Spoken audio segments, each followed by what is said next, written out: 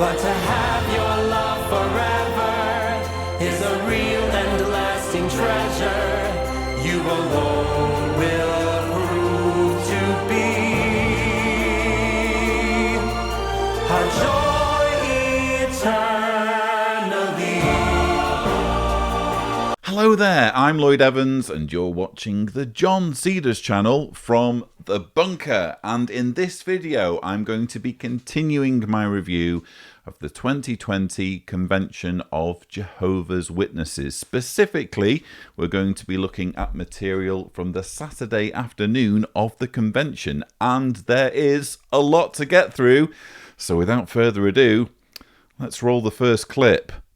Let's quickly review the numbers and see what our spiritual family's united efforts have accomplished during the 2019 service year.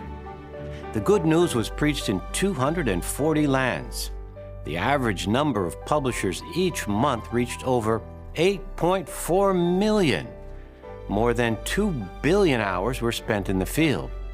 Also, you'll be pleased to know that the number baptized surpassed 300,000 for the first time in 20 years.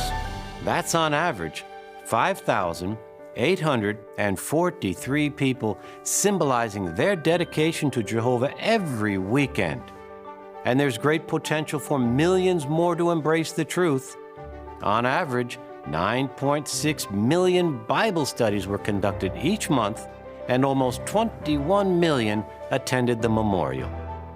We praise Jehovah for this growth and thank you for your share in this great increase.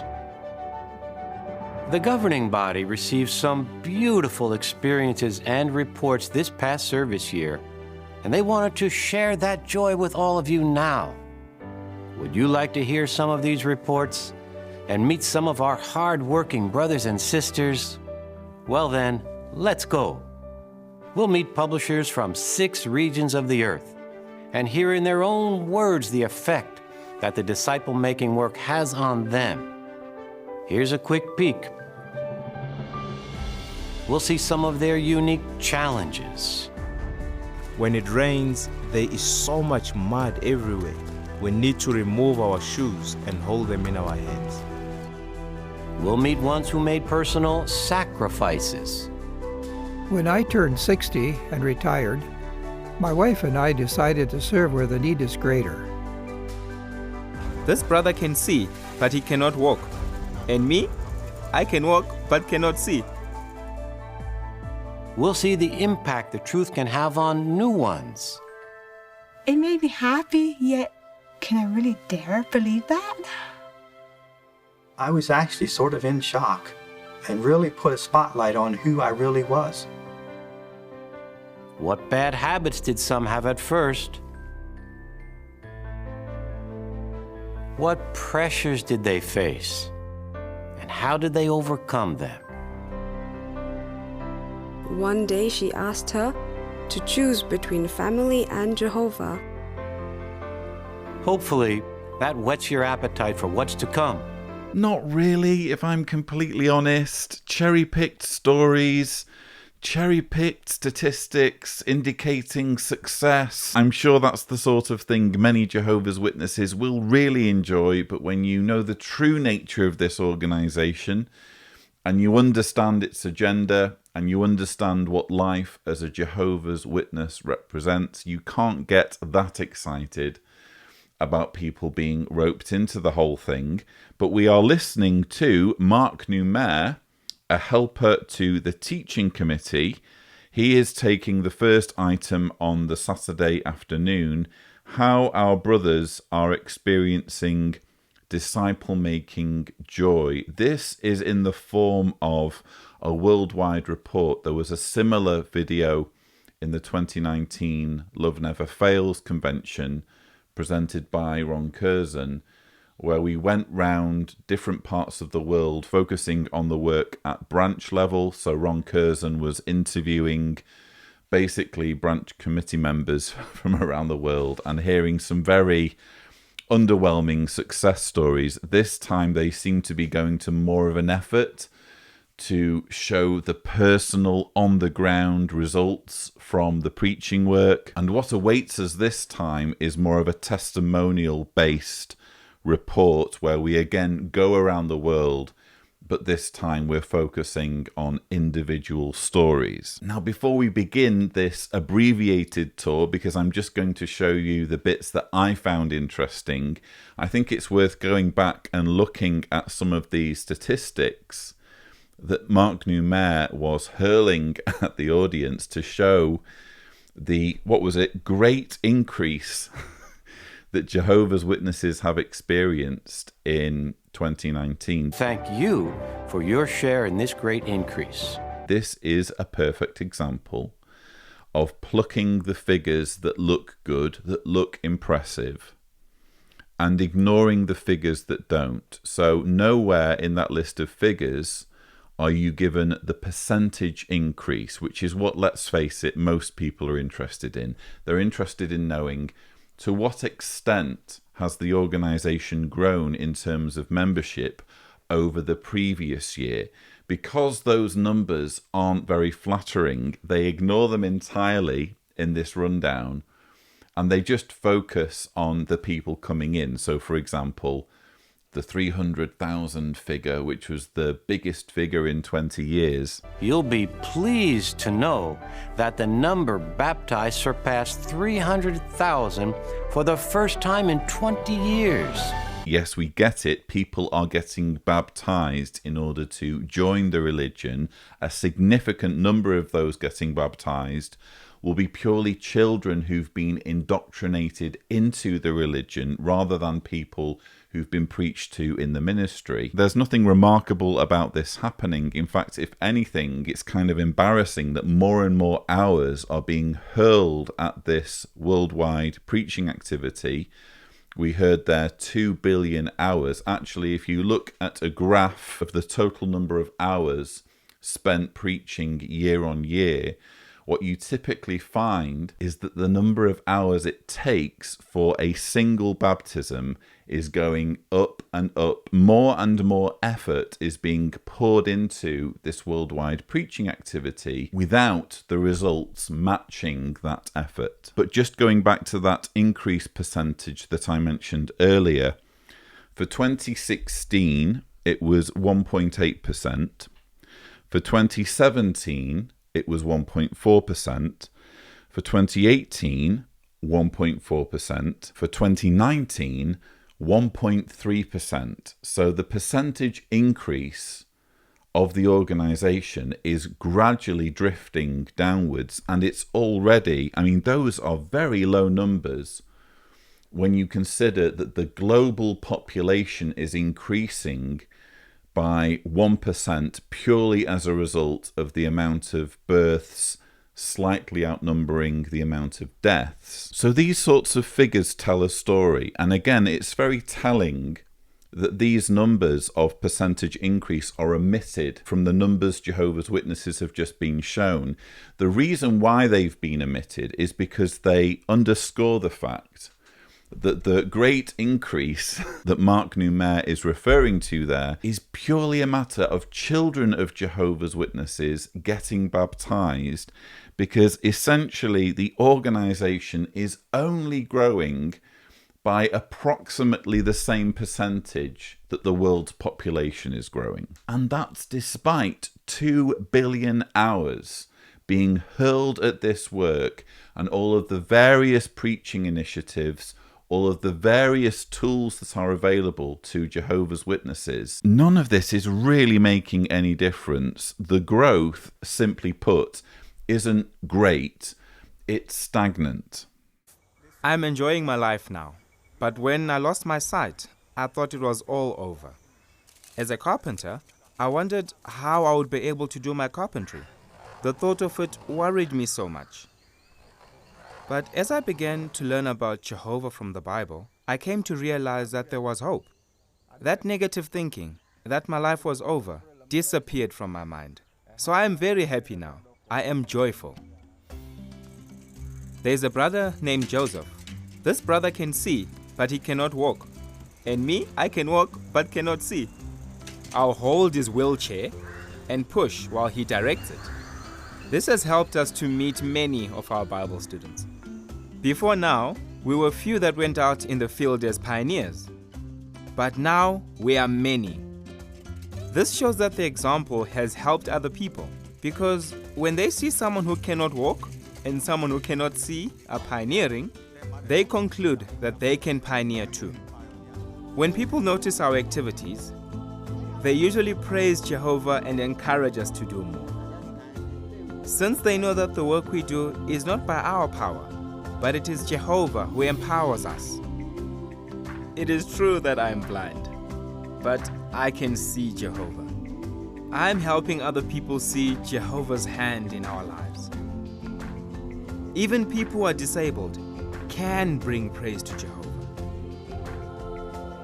I have nothing to do other than to be joyful and praise Jehovah for my life.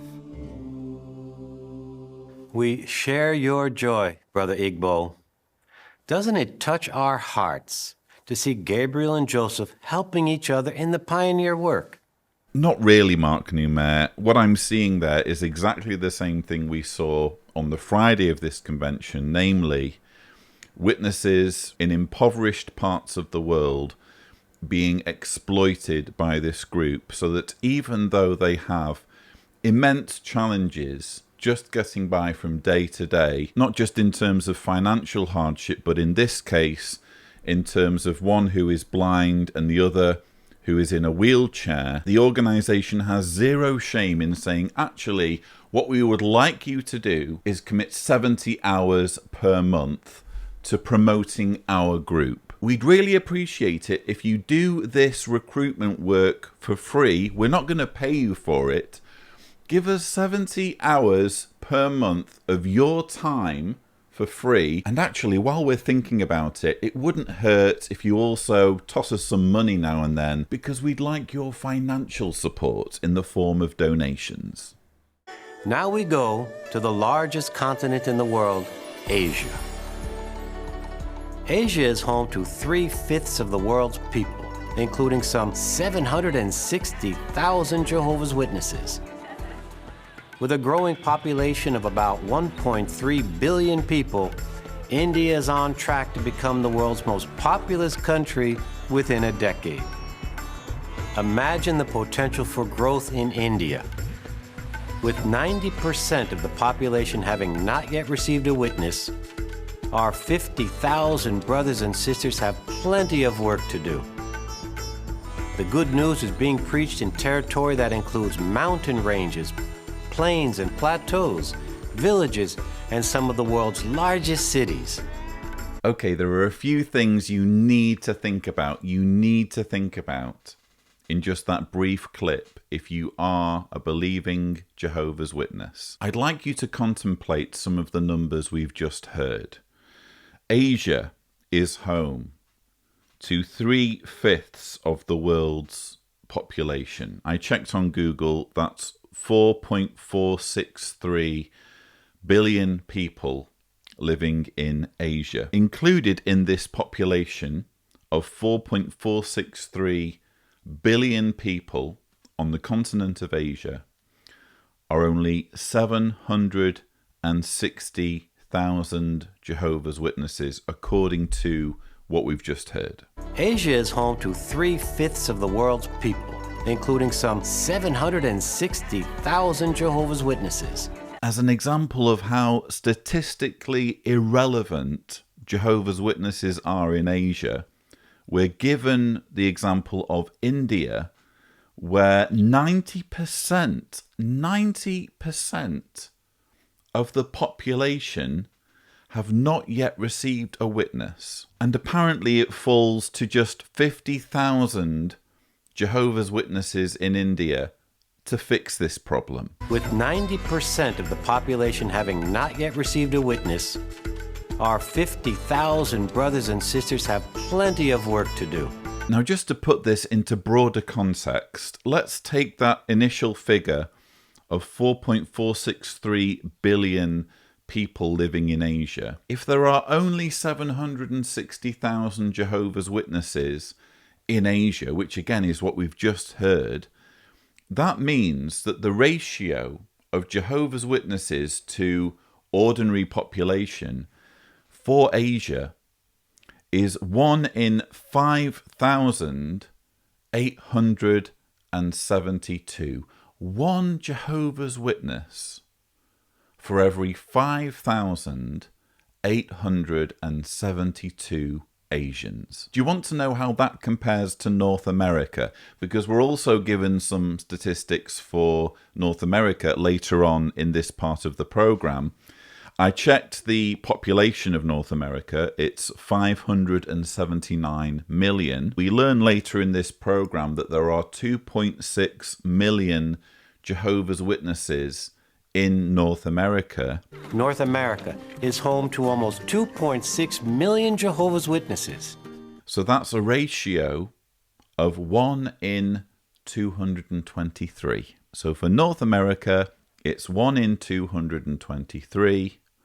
For Asia, it's 1 in 5,872. Bear in mind, we're supposed to be living in the final part of the last days of the last days, however Stephen Lett put it. We're living in the final part of the last days, undoubtedly the final part of the final part of the last days, shortly before the last day of the last days. In other words, we're supposed to be on the very brink of Armageddon. It shouldn't be a surprise, apparently, if you're a believing Jehovah's Witness, if Armageddon were to come tomorrow. That's how imminent Armageddon is supposed to be. And yet we've just heard in just this segment that 90% of the population in India haven't heard of Jehovah's Witnesses. What's supposed to become of them when Armageddon imminently strikes? If you take your belief seriously as a Jehovah's Witness, here's what you have to believe. You have to believe, number one,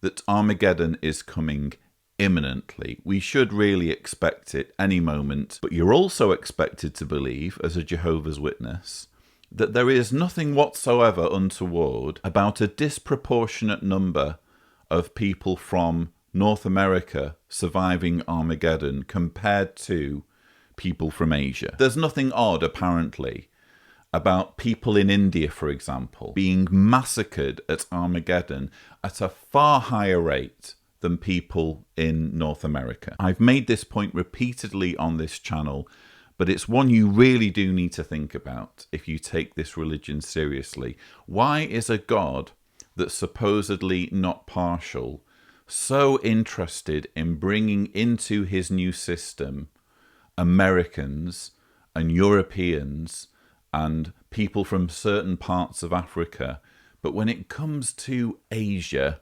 I'm not so bothered about having Asians in my paradise? My wife and I serve in the Pandabur Sign Language Group. Currently, there are only 3 publishers, me, my wife, and another brother who is deaf. Then our circuit overseer asked us if we were ready to move to where the need is greater. He asked if we would move to Latur, a city that was 521 miles from our home. Once we reached the city, we were overjoyed to see the interest of the deaf ones. So we decided to stay there. Not long after we arrived there, we met a priest whose name is Sangram. He was the leader of a deaf association, and he was short-tempered.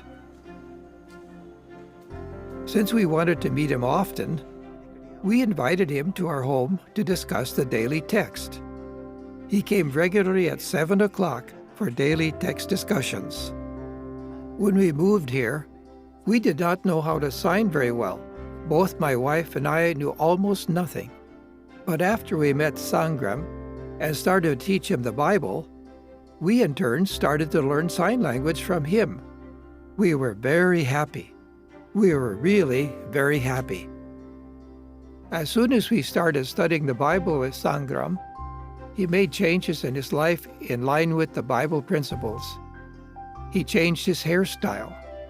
He left the Deaf Association, in which he was the leader. And even his personality changed. He stopped responding angrily to those who provoked him. We are so happy about the Bible discussions we had with him, because with this, his life changed completely. Soon, he broke almost all of his bad habits. However, he was still unable to stop his habit of chewing tobacco. Now, since we loved him, we took him to a dentist and had his teeth cleaned. After that visit to the dentist, he completely stopped using tobacco. Within 6 months from starting the Bible study, Sangram became a qualified publisher, and after that, he continued to progress well. Latour now has a sign language congregation. My wife and I then moved to another group. We are now serving in Pandapur.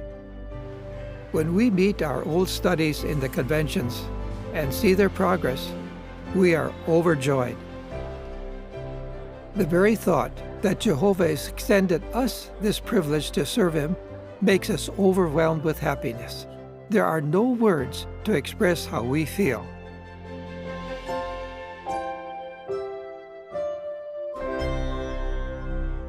When Sangram showed us his big smile, did a smile come to your face too?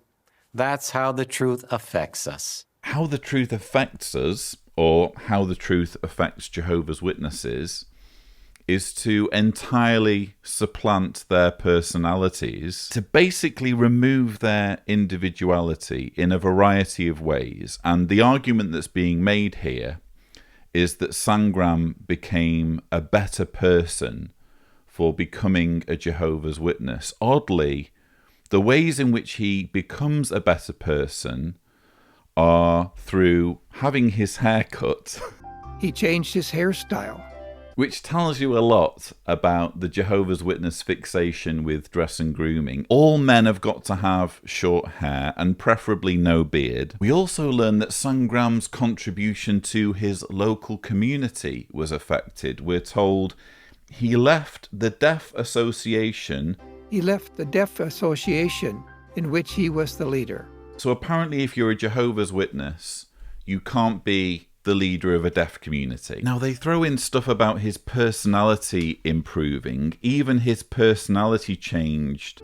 And even his personality changed. He stopped responding angrily to those who provoked him. But you'll forgive my skepticism. I'm not entirely on board with the Jehovah's Witness personality being the one everyone should aspire to. In other words, your personality needs to be one of utter compliance, never questioning anything, being willing to automatically be friends with anyone who joins the organization. I'm not sure that's an entirely healthy personality for anyone. And quite frankly, if you're suggesting that Sangram couldn't have ditched his anger issues without becoming a Jehovah's Witness, then what you're doing is insulting everyone who's not a Jehovah's Witness, because you're suggesting that becoming a Jehovah's Witness is the only way that you're going to stop being angry and get on well with people. Also notice how Sangram is bribed with a free trip to the dentist. We took him to a dentist and had his teeth cleaned. This is actually an approved technique that was alluded to in only the Saturday morning of the convention, namely find ways to give practical assistance to your Bible students, even if you'd never dream of rendering such practical assistance if they weren't showing at least some willingness to join your group. We now move west to Europe. Europe gave birth to the Greek and Roman empires, the Middle Ages and the Renaissance. With 160 culturally distinct groups, Europe is immensely varied and densely populated. Almost 1.6 million Jehovah's Witnesses are actively making disciples on this continent. In southeastern Europe, you'll find Romania, a country of nearly 20 million people. Today, over 39,000 publishers are conducting almost 22,000 Bible studies. 8 out of 10 people belong to the Romanian Orthodox Church. The ratio of publishers to the population varies greatly, from 1 to 4,000 in the southeast to 1 to 7 in Transylvania in the northwest. I'm glad they've mentioned Romania, because Romania is a pretty good example of what's going on in Europe at the moment. So if you actually check the figures for Romania from the 2019 service report, which is apparently relevant because we had certain numbers cherry-picked from it at the beginning of this part of the convention. So the 2019 service report is something you Jehovah's Witnesses should be studying, apparently.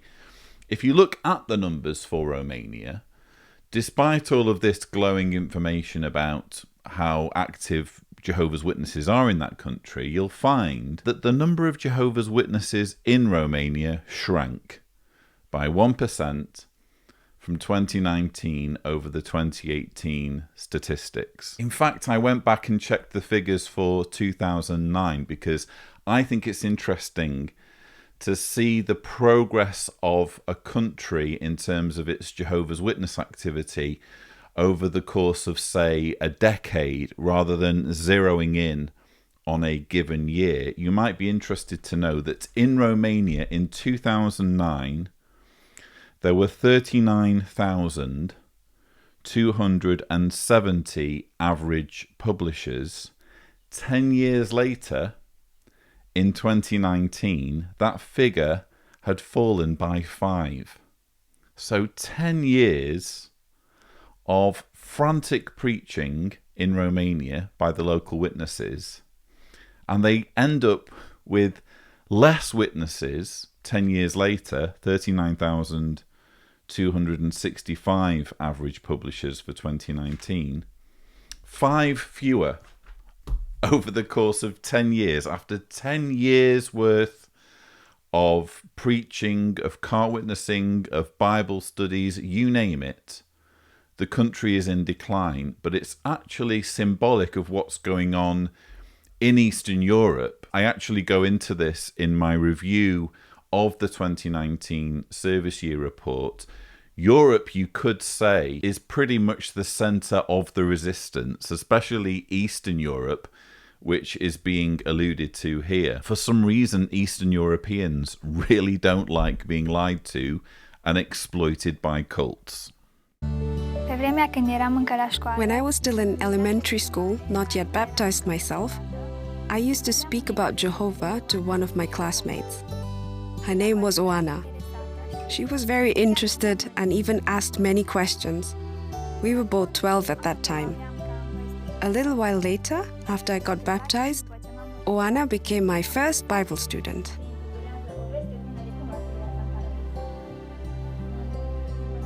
I was able to show her how to prepare well for the study. In the evening, we used to read the Bible together, and we even wrote down in a notebook our favorite Bible texts. At the same time, by means of different study projects, I tried to help her see Jehovah as a real person. For example, we wrote down on a big sheet of paper all of Jehovah's qualities and the way we could imitate them. Oana made good progress, attended the meetings, and even started to participate.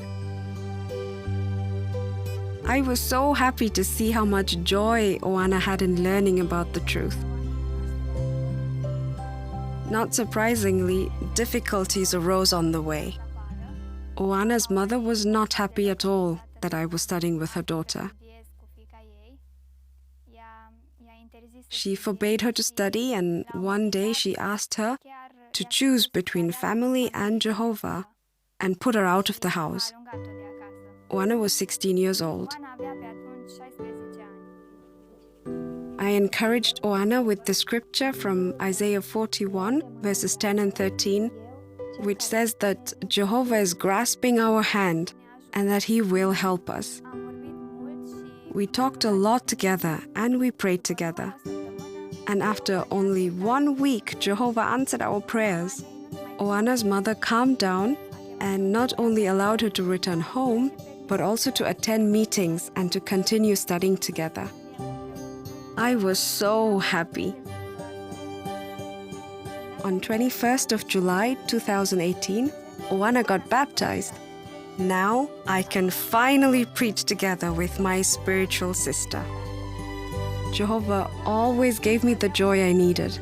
In fact, I can't find the words to describe the joy I experience now.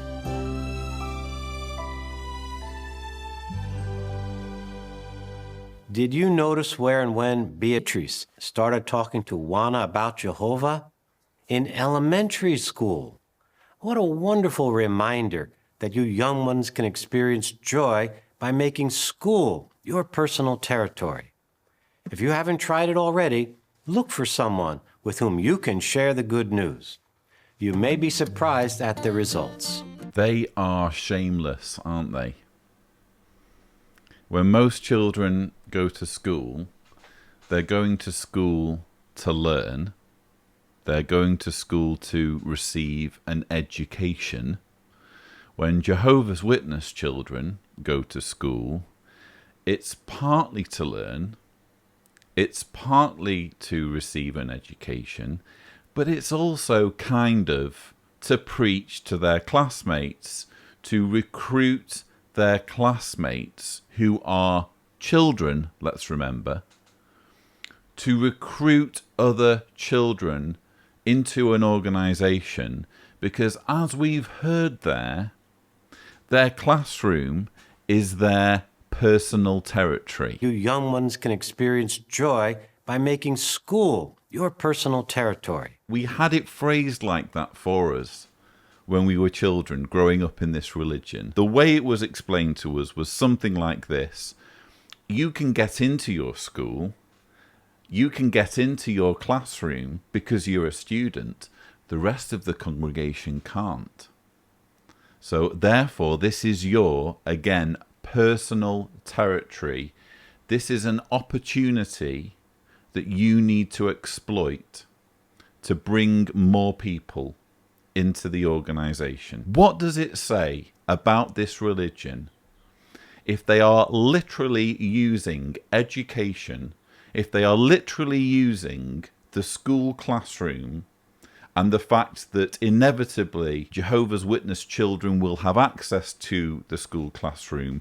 What does it say about a religion that seeks to exploit that for recruitment purposes? Quite clearly, children will not be the best arbiters of religious truth. Quite clearly, children will not have their critical thinking skills remotely aligned or remotely formed so that they can make an informed judgment on whether what they're being taught by their classmate is true or not. But when it comes to roping people in to this hideous cult, anything goes. The ends always justify the means. And I'm sorry, but Oana's mother was perfectly justified to try and do whatever she could to stop that process, to stop her minor daughter from getting roped into a high control group. And we're hearing one side of the story here. I'm sure if we could interview Oana's mother, we'd get a different version. She was likely mortified that her daughter, her precious daughter, was being coerced and manipulated into joining a cult by a fellow classmate, and she did whatever she could to put the brakes on that. Let's not forget, the coercion began when Oana was 12 years old. Her name was Oana. She was very interested and even asked many questions. We were both 12 at that time.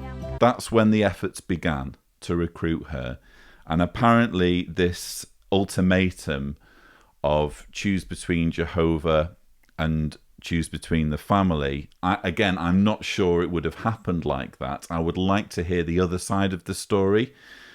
But apparently this ultimatum was delivered when Oana was 16. So between the ages of 12 and 16, Jehovah's Witnesses are preying on this girl and trying to exploit and manipulate and frankly use the naivety that comes with youth, because you are simply not in a position to make an informed choice about pretty much anything at that stage in your life, which is why in most countries 12-year-olds are not allowed to sign contracts.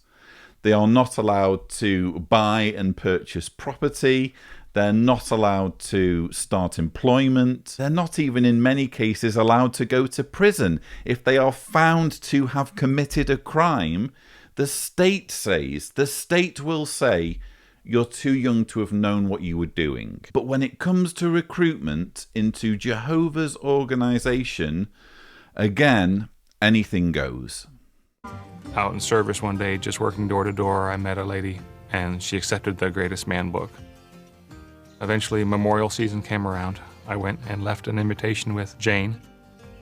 We went back the day before the memorial and were surprised when Jane said, yes, we'd love to come. So we talked about a Bible study, and eventually Jerry agreed to having one as a family. But there was a contrast from what I'd been taught, so I was willing to dig for more knowledge to try and figure out what was going on here. He read scripture and Psalms about the earth, and I said, wow, yes, all the things I pictured myself doing in heaven is the things I enjoy on earth. It made me happy, yet can I really dare believe that? The more I studied about the Bible, looked up the scriptures, the more I realized I never really knew a whole lot about the Bible. I was actually sort of in shock and really put a spotlight on who I really was. In the Pennsylvania German culture, people teach pretty strongly obedience to parents to make God happy. One day, Jerry lets me know that his dad wants to talk to me. Although my dad meant it well, he tried to stop the study. But the information that he was bringing to me about the witnesses is not what I saw. What we were being taught was directly from my Bible I had in my house. How could it be wrong? You could tell they were just distraught as a family with what was going on. They wanted to do the right thing, but they could feel all the pressure to stop. We eventually had to cut ties in order to continue spiritual growth. After that, Jerry and Jane just progressed very fast. They were making changes in their life, and they got to really see the freedom that serving Jehovah gives you. Seeing their joy grow was irreplaceable. It was fantastic. We have gained 100-fold of what we could have ever lost. And so as we share good news with individuals and as they make progress, we are very excited and happy. I would love just everyone to have that opportunity to have that same joy. Obviously, when I'm filming these rebuttals, I predominantly am thinking about helping existing Jehovah's Witnesses to realize how they're being manipulated, and also perhaps help former Jehovah's Witnesses realize that they made the right decision in getting out. But as I said in the first part of the Saturday of the convention, I think this should be required viewing for people who are considering joining, for people who are perhaps in the early stages of a Bible study, or they're showing interest in Jehovah's Witnesses. I think they should be required to sit through this, particularly what we're watching on the Saturday, which is all about manipulation tactics for bringing people into the organization. They should see for themselves what this group is doing. First of all, how shameless they are in recruiting even children, as we've just seen by the example in Romania, but they should also see what's happening with families.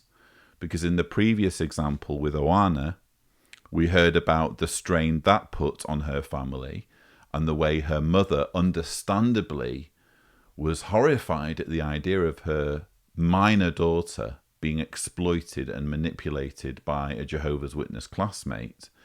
And now it's happening again in this story from the Pennsylvania German culture, in which a family gets roped in, and it looks like the local Jehovah's Witnesses, or the Jehovah's Witnesses who are being interviewed here, they hit the jackpot, didn't they? Calling on such a large family and being able to conduct a Bible study with all of these children. You're basically boosting the congregation's numbers significantly, aren't you, with just that one Bible study? But look at the impact this had on this guy's relationship with his father. His father reacted with, again, horror at his son getting roped into a cult. And whereas in the story with Awana, they managed to patch things up, in the case of this guy, he says, we eventually had to cut ties. We eventually had to cut ties in order to continue spiritual growth. So there's a relationship down the drain due to this horrendous organization. They're shameless about saying, as we're going to see later, expect to lose relationships, expect to lose friendships in the world, but don't worry. Jehovah's Witnesses are going to fill the void. They're going to come to the rescue and love bomb you and replace any relationships you lose. Well, I'm sorry, how is this guy supposed to have his relationship with his father replaced? They say, oh, we've gained 100-fold. We have gained 100-fold of what we could have ever lost. Oh, you've gained 100 fathers, have you? I'm sorry, I can't help but feel for this guy who, again, is being denied a voice in this story. He's just having the whole thing related by his indoctrinated son from a perspective that suits the Jehovah's Witness agenda. He's denied a voice. He's not able to say how things happen from his perspective. It sounds like what happened was this guy's father tried to reason with his son and show him information to show how he was being lied to and manipulated. And the son reacts by saying, what we were being taught was directly from the Bible that I had in my house. How could it be wrong? What we were being taught was directly from my Bible I had in my house. How could it be wrong? No, what you were being taught was the Jehovah's Witness interpretation of the Bible, which is just one of many interpretations of the Bible. And it's an interpretation of the Bible that has been decided for you by a New York-based leadership that you are never allowed to question. They can change their teachings as many times as they like, to the point where the organization you join ends up being completely different a few years down the road, but you're not allowed to independently question anything yourself. Many, if not all, in our territory know about God's Word, the Bible. However, they are taught false teachings. The challenge arises when customs and traditions conflict with Bible teachings. As they study and they progress, they face opposition from their family, and of course there's the social pressure that comes from their community. Added to this is the materialistic goals that are put before them. So all of this combined really poses a challenge with these ones progressing. Despite these challenges, some of them eventually do study the Bible with us. Some have become Jehovah's friends and made the truth their own. So to be able to show these ones from God's Word, the Bible, that Jehovah is a God of love, and to see their reaction, that in itself is a wonderful blessing. I used to study with this young girl. She wanted to make progress in the truth.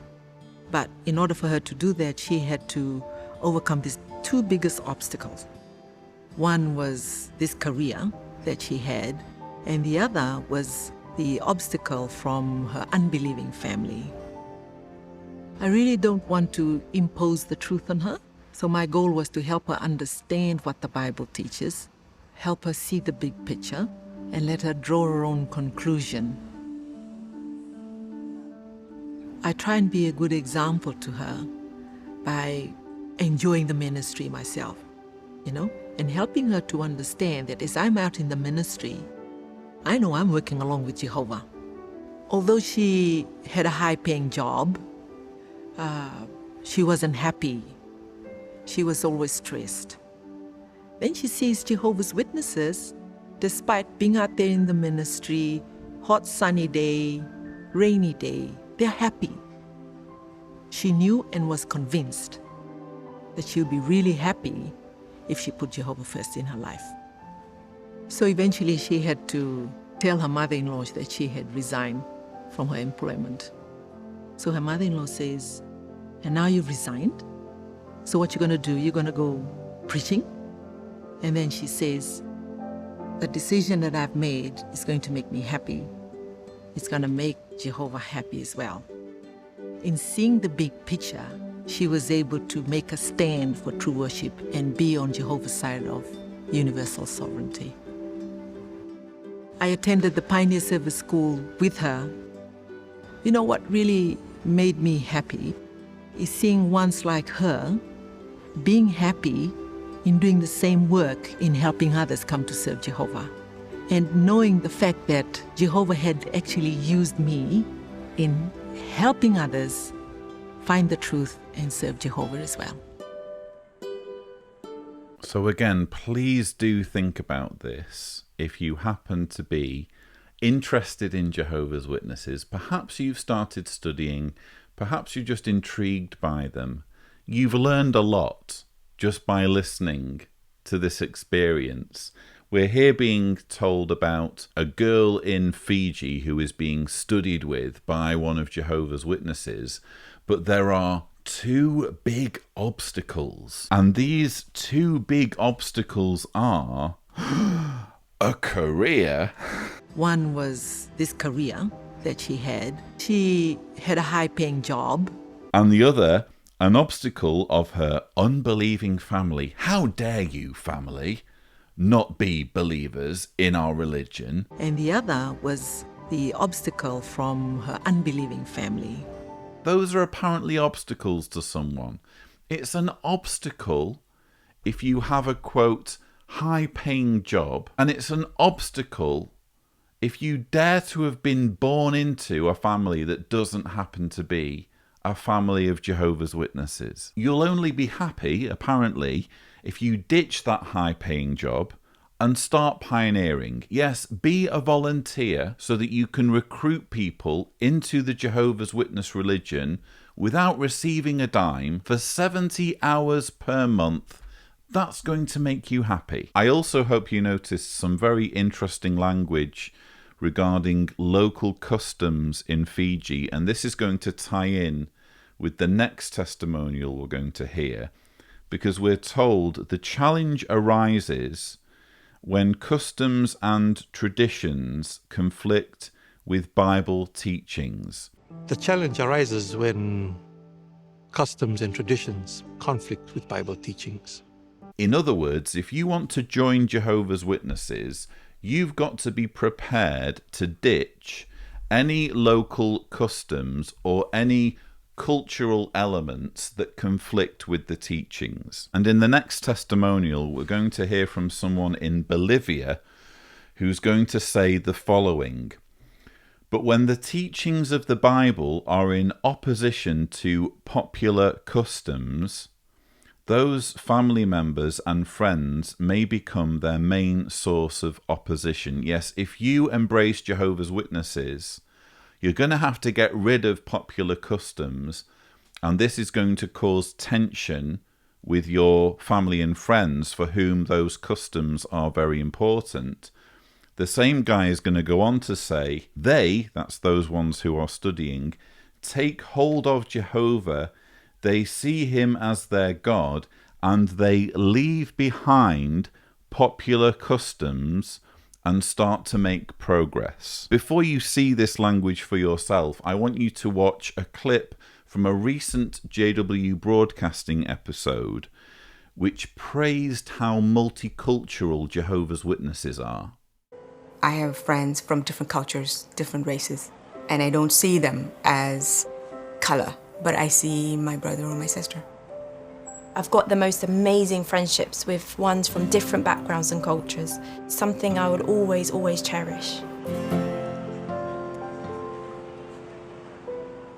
So on the one hand, Jehovah's Witnesses are being told, oh, we're so multicultural, you can have any culture within our organisation.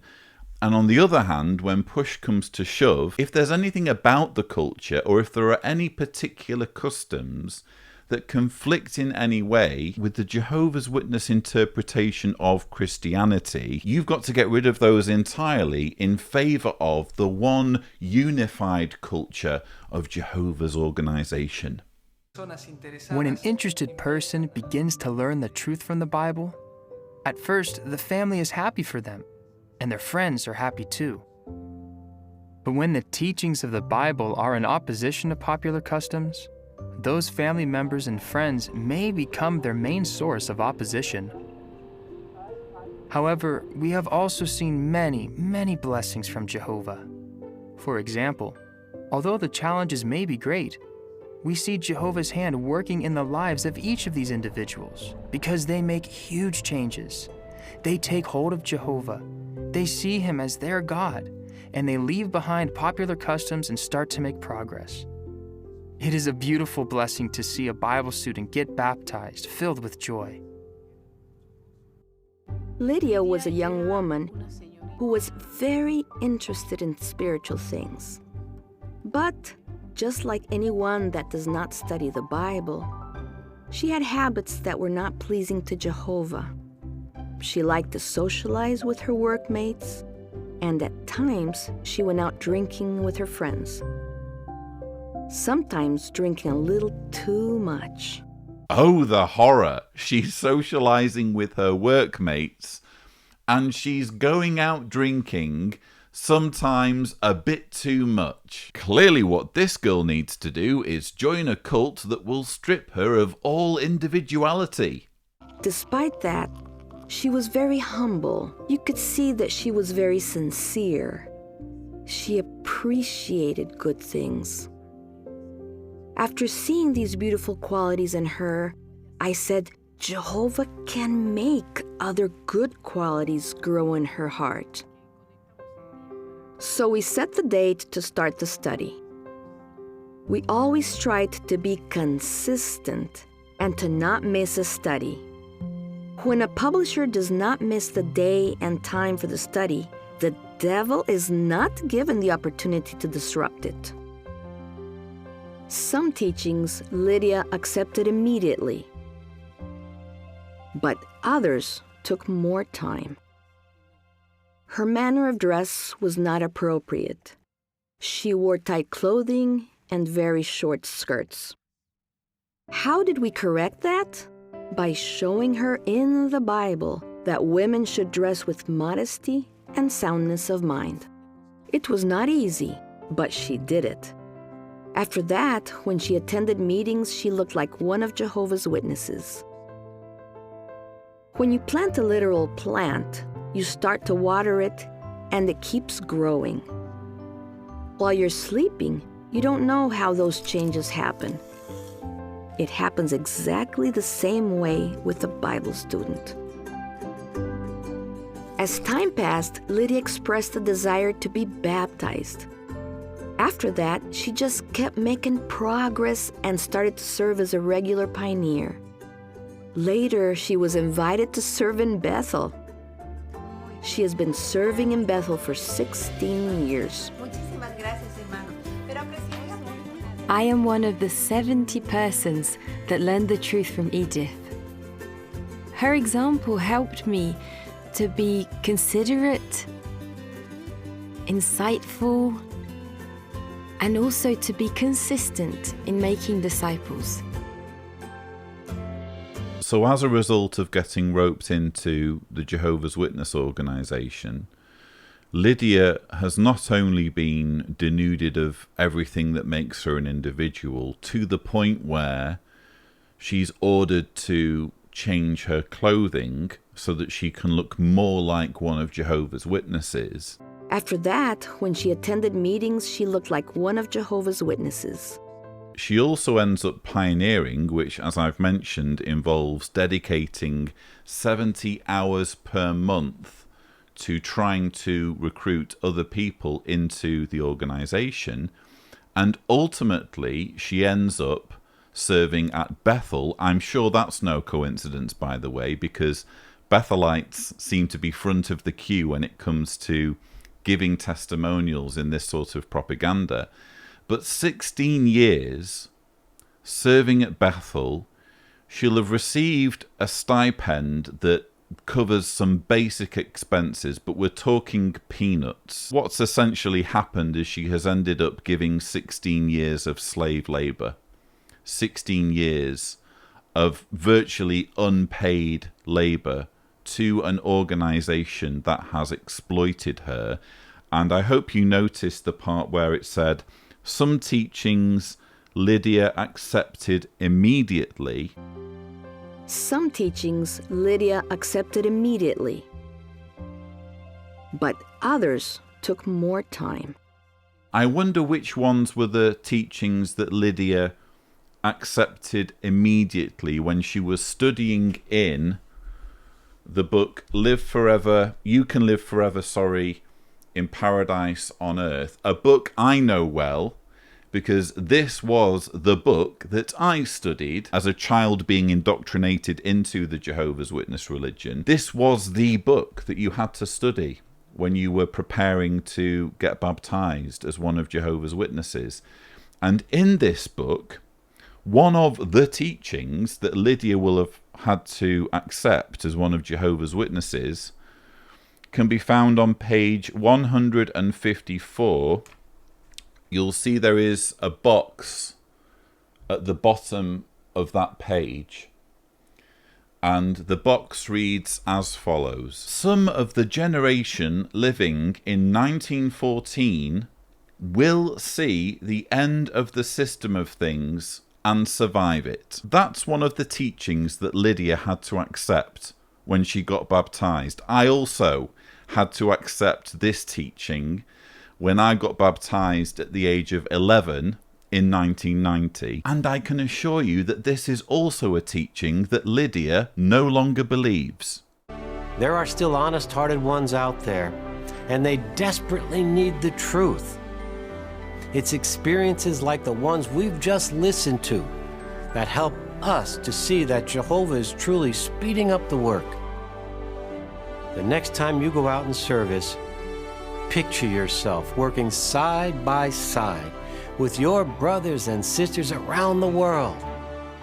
Just as in a search and rescue effort, we may feel we're not finding survivors in our area, but just one report of a rescue victim being pulled out alive spurs on all the volunteers to double their efforts. Imagine the joy Jehovah feels when he looks down and sees us across the globe, working shoulder to shoulder in the greatest rescue mission of all time. So keep calling out. Keep searching through the rubble of this dying system to find those crying out for help. And may your joy abound as you do so. Firstly, I hate this expression, speeding up the work. Jehovah is truly speeding up the work. It's, for me, an open attempt at avoiding the awkward truth that people simply aren't joining the organization in the same numbers that they used to. I mean, again, the numbers aren't great, are they? 2016, 1.8% year-on-year increase. 2019, 1.3%. So this is apparently Jehovah speeding up the work. Also notice the doomsday language that Mark Newmare cheerfully employs regarding the greatest rescue mission of all time. Imagine the joy Jehovah feels when he looks down and sees us across the globe, working shoulder to shoulder in the greatest rescue mission of all time. I do still get the occasional claim from Jehovah's Witnesses commenting on my channel who deny that Jehovah's Witnesses teach that all non-Jehovah's Witnesses will die at Armageddon. First of all, they do all know deep down that this is the teaching. It's a teaching that was reaffirmed, in fact, in a recent Watchtower. But if you're seriously going to suggest that it doesn't matter whether you're a Jehovah's Witness when Armageddon comes, how else do you explain this language? Just as in a search and rescue effort, we may feel we're not finding survivors in our area. Just as in a search and rescue effort, we may feel we're not finding survivors in our area, but just one report of a rescue victim being pulled out alive spurs on all the volunteers to double their efforts. Why is this being described as a search and rescue effort aimed at finding survivors if just about anyone can survive Armageddon so long as they've got a good heart? Now though, it's time for a symposium. The first part of this symposium has the theme, Help Your Bible Students to Feed Themselves Spiritually. The speaker, governing body member, Mark Sanderson. You know, there's a saying that's very familiar to most of us. It says, give a man a fish, feed him for a day. Teach him how to fish, feed him for a lifetime. What's the point? If we can teach our Bible students how to feed themselves spiritually, then they have the way in front of them to a close relationship with God, to strong faith, and becoming real disciples of Jesus Christ. Well, now, in the following demonstration that you'll see on video, just notice how our Bible teacher helps her student to be able to do this.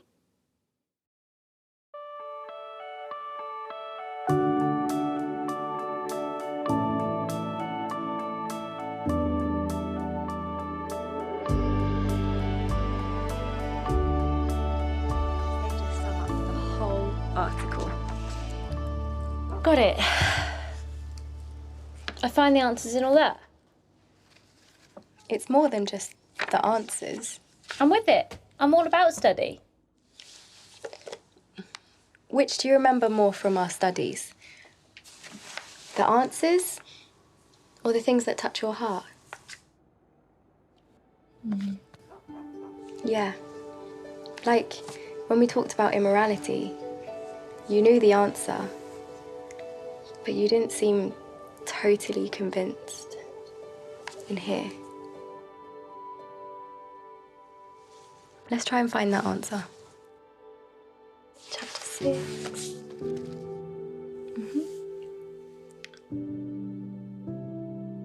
But whoever practices sexual immorality is sinning against his own body. Not sure why, but it made me think of Mum and Dad. His constant cheating, actually. Mum's humiliation, the divorce, all the misery. I didn't want that.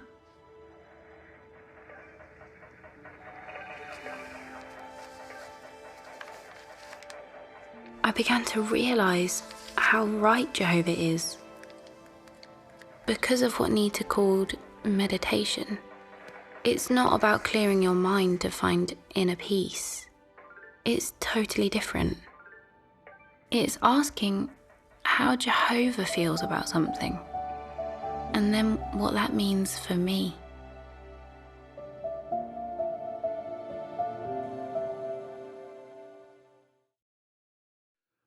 Well, now, what did you notice in the video? It's true, Nita showed her Bible student the tools, but what more did she do? She basically forced Jade to accept Jehovah's Witness teachings whether she agreed with them or not. Again, viewers, if you're watching this as a Bible study, as someone who's interested in Jehovah's Witnesses, I hope you're taking notes. It's all spelled out clearly. They go over methods for preparing for the Bible study, which we discovered in the Saturday morning of the convention. Jade is now required to do, in addition to setting aside an hour each week for her Bible study, she also needs to set aside time to prepare for her Bible study, even though she's in higher education, even though she has her exams and studies. Oh no, you need to dedicate more time in advance of your study. They have this argument which has resulted in Nita sitting down with Jade and telling her how she prepares for the study. Jade says, "Got it, I find the answers in all that." And Nita replies, "It's more than just the answers. Which do you remember more from our studies?" Which do you remember more from our studies? The answers or the things that touch your heart? Yeah. In other words, studying the Bible with Jehovah's Witnesses has nothing to do with facts. It has nothing to do with knowledge. It has nothing to do with anything that can be verified and proven. It's all about how it makes you feel. So long as it stirs your heart, so long as it creates feelings within you, well, then it's doing its job. And when we're talking about these feelings, it's not enough to just feel good about something. It's not enough to just say, "Oh, well, that sounds nice. That's an interesting principle. Let me dwell on that for a while and think it through logically and try to figure out whether that makes sense." No, you have to accept it. You have to be convinced by it. Nita says, yeah, like when we talked about immorality, you knew the answer. Like when we talked about immorality, you knew the answer, but you didn't seem totally convinced in here. In other words, studying the Bible with Jehovah's Witnesses isn't really about studying the Bible.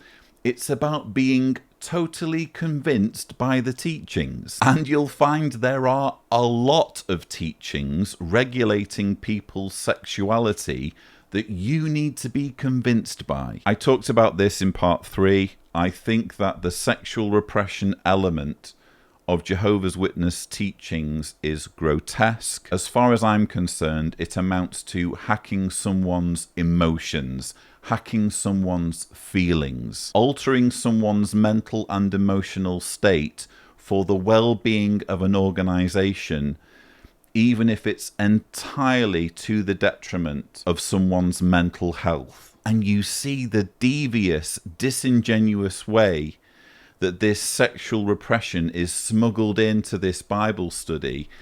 Jade says, "It made me think of Mum and Dad, his constant cheating actually." But it made me think of Mum and Dad. His constant cheating, actually. Mum's humiliation. The divorce. All the misery. I didn't want that.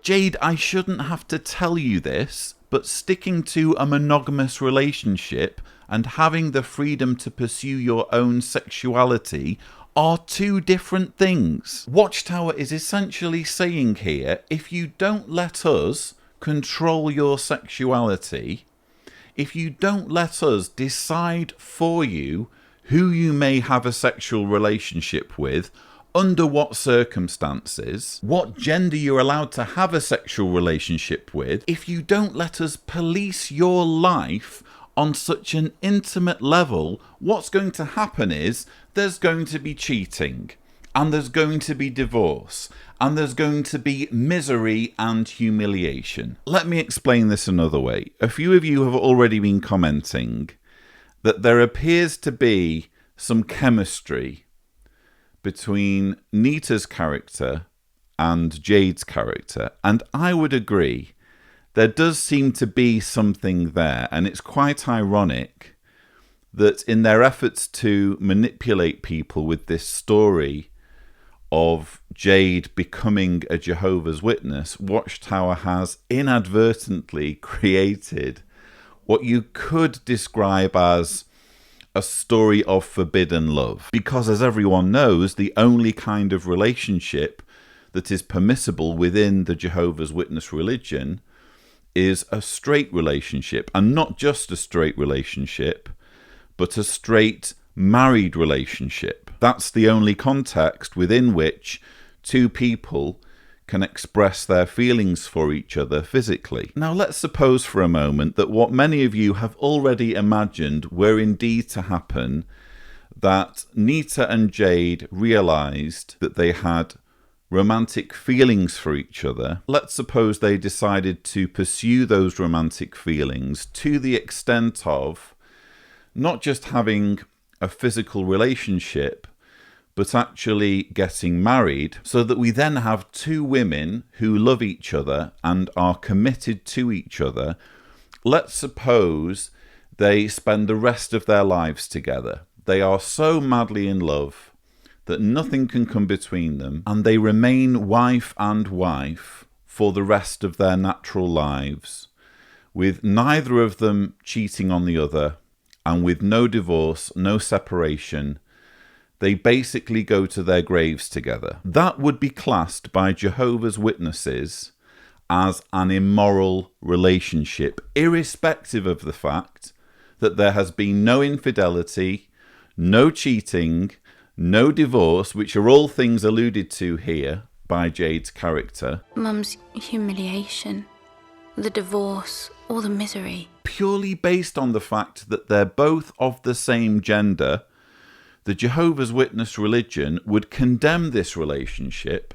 They wouldn't be allowed to be Jehovah's Witnesses. They would be disfellowshipped if they were discovered to be having a romantic relationship with each other and they weren't repentant. And if they were to get married and spend the rest of their lives together, Jehovah's Witnesses would consider them as worthy of annihilation at an impending Armageddon. So let's not confuse sexual immorality as defined by the Bible with infidelity. You could have a relationship between two people in which there is zero infidelity, and it would still be classed as immoral according to the incredibly bigoted teachings of Jehovah's Witnesses. This is something that we sometimes forget, brothers. It's the need to teach our students to pray before every single study session. Now, why is this important? Well, once again, we want our students not just to be thinking in terms of acquiring information, to not take an academic approach to their study, but instead be always thinking about how what they're studying connects them with their Heavenly Father Jehovah, so that they're building up a relationship with Him. As Proverbs chapter 2 says, if we call out to Jehovah for knowledge, for wisdom, for understanding, Jehovah will help us. He'll help our student to gain that knowledge that they need to build up a good relationship with Him. And then we want to do practical things. We want to help our students to become familiar with the digital tools that we have at our disposal for study. That means helping them to install on their phone, on their tablet, or whatever device they have, JW Library, showing them how to use Watchtower Online Library so that they can get the answers that they need to their questions. Do you know, as of February of this year, Watchtower Online Library is now available in more than 700 languages. So virtually people all over the world have access to these wonderful tools. Don't forget also to show them jw.org and JW Broadcasting, and show them how they can keep up to date with these wonderful provisions from Jehovah. Now, brothers and sisters, if you have a good student, they're going to be asking lots of questions. And this is where it's sometimes difficult for us as teachers. We would like to be able to just rush in, open our Bible, and answer every question that our student has. But what's the better course? Well, we want to be modest. And instead of answering all the questions for them, how much better it is to go back to those tools, go back to the JW Library, go back to Watchtower Online Library, and show the student how they can find the answers to their own Bible questions. As we do that, we're helping them to build for the future. Well, brothers, if we can do this, if we can accomplish this goal of teaching our students how to feed themselves spiritually, we are not just feeding them today. We're not just handing them a fish, as it were. Instead, we're teaching them how to fish. We're teaching them how to feed themselves spiritually for a lifetime. So there are three things I want to talk about here. and they're all to do with control. Again, the governing body are essentially putting all of their manipulation tricks on display for all to see. You saw there Mark Sanderson saying, we want our students not just to be thinking in terms of acquiring information. We want our students not just to be thinking in terms of acquiring information, to not take an academic approach to their study, but instead be always thinking about how what they're studying connects them with their Heavenly Father Jehovah. Again, a Bible study isn't really a Bible study then, is it? Bible studies are literally being sold to people as an opportunity for them to take in information, to take in knowledge. Only once you've gone through that process, you've been tricked, you've been indoctrinated, and you've been convinced that it's your role to then go out and recruit more Jehovah's Witnesses, are you then told, actually,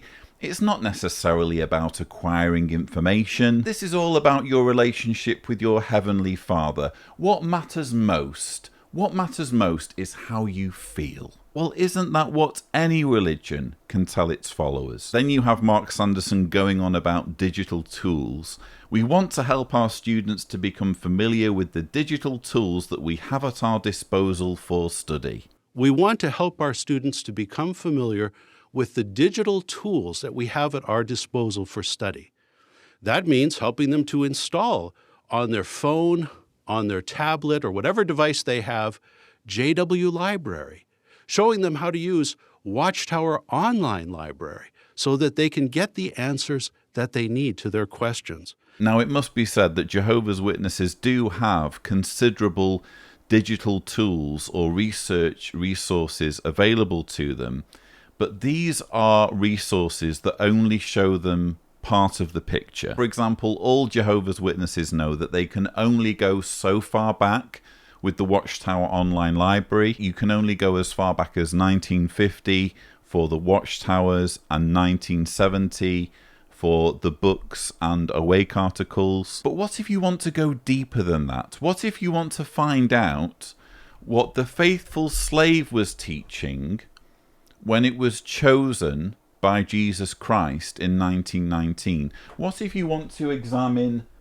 the many decades of old light to see for yourself whether there is evidence of this organization being steered and guided by the Creator? Well, I'm sorry to disappoint you, but these digital tools won't let you do that. Again, it all goes back to control. If you can control the information, if you can whitewash your organization's history so that followers aren't able to check for themselves what some of the most embarrassing teachings were, they can't see examples in past literature of followers being lied to with false promises about Armageddon coming in a given year. If you can hide all the skeletons in your organization's closet and just present a varnished version of your organization's history in your selectively chosen digital tools, well, it'll be much easier, won't it, to control your followers. I also found it interesting when Mark Sanderson talks about answering questions. Now, brothers and sisters, if you have a good student, they're going to be asking lots of questions. Now, brothers and sisters, if you have a good student, they're going to be asking lots of questions. And this is where it's sometimes difficult for us as teachers. And when it gets difficult for Jehovah's Witnesses as teachers, they're here being told, well, don't come up with your own answers. Always go back to the organization's literature, to our Bible-based publications for the answers. Don't rely on your own knowledge. Don't put forth your own views and opinions. Put forth our opinions. How much better it is to go back to those tools, go back to the JW Library, go back to Watchtower Online Library, and show the student how they can find the answers to their own Bible questions. Again, this is all about control, isn't it? Controlling the narrative of the study so that it's not about acquiring information. It's about how it makes someone feel and control over the answers that are given to Bible students who have questions. But we must move on in the symposium. Next up is Ronald Curzon, or Robo-Ron as I like to call him. He has the theme, Help Your Bible Students to Attend Meetings. It brings us great joy to help our Bible students feed themselves spiritually so they can continue to make spiritual progress and move ever closer to serving Jehovah. The spiritual food that they digest at their weekly Bible study or their own personal research is very beneficial. It fills that spiritual need, that void in them. And it's also very appetizing, much like eating an appetizer. An appetizer is something that is served before serving the main course. Thanks for telling us what an appetizer is. It's meant to whet the appetite before eating the main course. Have you invited your Bible student to enjoy the main course of spiritual food at the Kingdom Hall? Many have, and they have seen their students advance and really become happier.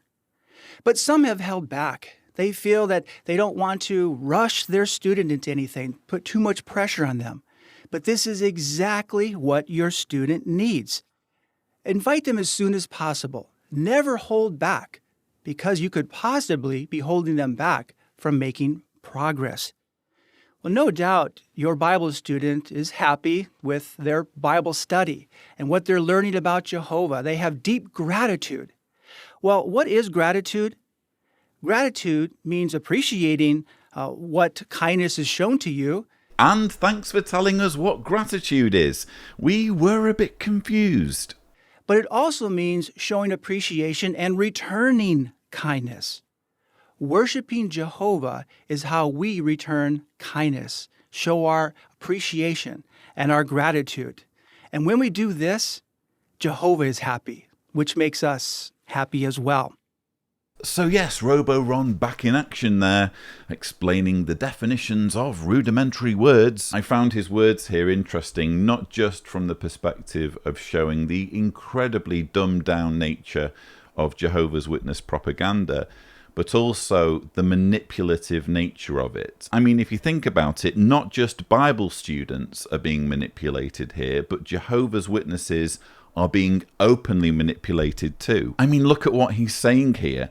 But some have held back. They feel that they don't want to rush their student into anything. But some have held back. They feel that they don't want to rush their student into anything, put too much pressure on them. But this is exactly what your student needs. Invite them as soon as possible. Never hold back. What he's saying here is, it doesn't matter what you think. If you have a Bible study and they're not coming to the meetings, it doesn't matter if you're wary of not putting too much pressure on them. You should absolutely put pressure on them because they need to get their asses to the Kingdom Hall. Even the rate at which people are being indoctrinated and manipulated into becoming Jehovah's Witnesses is being controlled here by the organisation. There's no room for individuality. There's no room for taking things easy and deciding on an individual basis, look, I really don't think this person will respond well to me pressuring them. Oh no, you've got to put your foot down. You've got to make sure they come to the Kingdom Hall. I also love the fact that Bible students are here being told by Ron Curzon that they are happy with their study. Well, no doubt your Bible student is happy with their Bible study and what they're learning about Jehovah. They have deep gratitude. Bottom line, Jehovah's Witnesses have no choice but to pressurize their Bible students to go to the Kingdom Hall, and Bible students have no choice but to be happy with their study. Notice in the following dramatization how Nita invites her Bible study Jade to attend meetings. Some witnesses were in that. Yeah. My sister died in that attack. It was really sad. That's time and unexpected events? Well, it's one of those cases. What about when someone survives because they're at the meeting? That's, I don't get it. Straight answer. Does Jehovah protect witnesses or not? Funny. My meeting part tonight covers that point. Why don't you come? You're really pushing those meetings, aren't you? What time?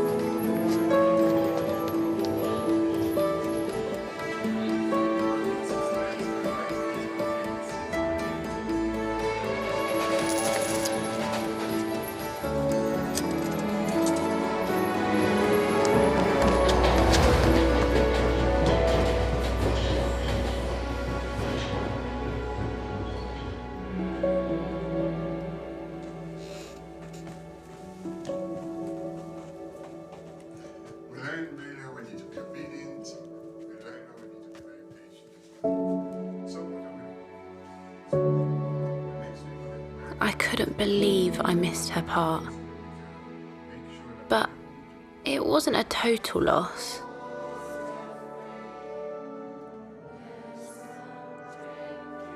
Nita had said, at the hall, everyone loves one another. But until I'd felt it, I had no idea. I told her I'd be back.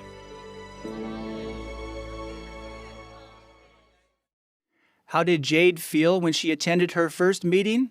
Well, she really enjoyed it. And she remembered what Nita told her, that everyone at the Kingdom Hall loves one another. And Jade had to admit, but until I felt it, I had no idea. She could have read it, she could have heard about it, but until she was there and feeling the love, she wanted to come back. And let the friends at the congregation know that your student is coming to the meeting so that when they walk into the door, they can come over, give them a warm welcome, make them feel comfortable. This is what Nita did for Jade, and it worked so well. It helped her to progress. So again, if you're interested in studying the Bible with Jehovah's Witnesses and you're taking notes regarding what's in store, you can add this to the list. You're going to be coerced into attending meetings, and when you finally do go to a meeting, having given in to this relentless pressure that Jehovah's Witnesses are expected to put on you for you to go to your first meeting, when you finally go, no surprises, you will be love-bombed, because Jehovah's Witnesses at the hall will see someone new who is potentially a new convert, and they will realize that the chances of this person returning will be greatly diminished if they're not made to feel welcome and loved. Interestingly, this exact thing happened to me not so long ago. I visited a Kingdom Hall as an apostate. It was part of the filming for a documentary I'm involved with called The Truth About the Truth. We went to a Kingdom Hall in the Los Angeles area. We were dressed in shirts and suit jackets. I think my friend Javier was even wearing a suit and tie. After the meeting, we had people coming up to us, love-bombing us, because we were new faces in their congregation, and they just assumed, hey, maybe this is an opportunity for us to encourage them to come back. I was even invited to go to a barbecue at the beach that weekend. All of that love and kindness would not have been shown to me if people had known that I was a former witness, not just a former witness, but a former witness activist who is running this YouTube channel and making information available to witnesses about how they're being manipulated and lied to. And as to Jade's question in the coffee shop, that was a very good question. What about when someone survives because they're at the meeting? That's, I don't get it. Straight answer. Does Jehovah protect witnesses or not? And it's a question where if she'd continued to press Nita for an answer, even if she'd made it to the meeting in time to see Nita's part, she wouldn't have received a satisfactory answer. I could do a whole video on this, but suffice to say, Jehovah's Witnesses have it both ways when it comes to tragedy. In other words, if a kingdom hall is destroyed with witnesses in it, they will claim that this is time and unforeseen occurrence. There are no guarantees that tragedy won't befall someone while they are in the process of worshipping God. We had that exact sort of reasoning trotted out when Typhoon Haiyan hit the Philippines. In one congregation alone, the Tacloban congregation, 22 Jehovah's Witnesses lost their lives taking shelter in the Kingdom Hall. As the storm approached, many families evacuated their homes to more solid structures. 60 persons sought shelter at the Kingdom Hall. A 5-meter-high storm surge crashed into the building, collapsing the walls. Many were swept away. 22 people died. And as I've mentioned on this channel and in my book, The Reluctant Apostate, they shouldn't really have been taking shelter in the Kingdom Hall, because the official advice for the area was to get away from the coast because a tidal surge was expected. So you have a Kingdom Hall decimated by a tidal surge, with 22 Jehovah's Witnesses losing their lives. Meanwhile, you routinely hear of Jehovah's hand coming to the rescue because some Jehovah's Witness has survived because they have been engaged in the ministry or because they have attended a meeting, and this has meant they have averted catastrophe. Just one example of this can be seen in the 2013 yearbook under the heading "The Brothers Took Good Care of Us." It relates about a tragic air disaster in Lagos, which is Nigeria's largest city, in which 153 people who were on board the plane died. Among the buildings that the plane crashed into was an apartment building in which a couple of Jehovah's Witnesses lived, who were at the Kingdom Hall meeting when the plane crashed, therefore they survived. And at the end of the story, this is how the couple in question look back on their experience. Collins said, "My relatives who had been opposed to my being a witness have changed their minds. One of them told me, 'Your Jehovah answers prayers. Hold on to your God because he helps you.' Another person said, 'Whatever you have been doing to serve God, continue to do it whole-souled. We have truly seen Jehovah's hand in our case. I am very happy." So put simply, when it comes to the question of whether Jehovah protects his witnesses when tragedy strikes, or whether it's a case of time and unforeseen occurrence befalling us all, it really depends on how it suits Watchtower's propaganda narrative, and frankly they like to have it both ways. Now though, it's time to move on in our symposium. Next up is governing body member Kenneth Cook. He's going to take us through the theme, "Help your Bible students to avoid bad associations." To begin, let's illustrate the importance of helping our Bible students to avoid bad association, and we'll use the example of a prospector. When a prospector finds something valuable deep underground, what does he do? He must make certain that the way in is secured and that it's well supported. Otherwise, the treasure might be plundered, or the way in could collapse. This is similar to what we must be aware of when it comes to helping our Bible students. We work hard to reach the hearts of responsive ones, don't we? When we do, with Jehovah's help, we continue assisting them to secure and protect their hearts. This includes protecting their growing faith in Jehovah. Otherwise, the devil will ruin what has been done and strip them of their faith. If we are to help our students to progress, we must keep in mind why avoiding bad associations is so important. We must also have in mind how we can help our students to do this. Let's first look at why this is so important. In order for your Bible students to gain Jehovah's friendship, they will likely need to make some changes in their choice of association. Why? Because your student's progress is greatly affected by his or her choice of friends. Proverbs 13 and verse 20 explains why this is true. Please go to that verse. Proverbs 13:20. It reads, "The one walking with the wise will become wise, but the one who has dealings with the stupid will fare badly." Why does a person's choice of associates matter? Because we cannot change what the verse says here. The one who is walking or has dealings with the stupid will fare badly. The fact is that our friends affect us in either a good way or a bad way, don't they? In the Hebrew language, to have dealings with someone can mean to keep company with a person. That is, to be friends with a person. If a Bible student seeks company with senseless people, he or she will not progress spiritually. That's why it's so important to help our Bible students to avoid the problems that come with bad association. So now we're learning all about bad association and how detrimental it can be for a Bible student to have bad association. We're going to go into a bit more detail as the talk progresses to find out exactly what bad association we're talking about. But for the time being, I hope you notice two things. First of all, someone who studies with a Bible student is likened to a prospector for gold. When a prospector finds something valuable deep underground, what does he do?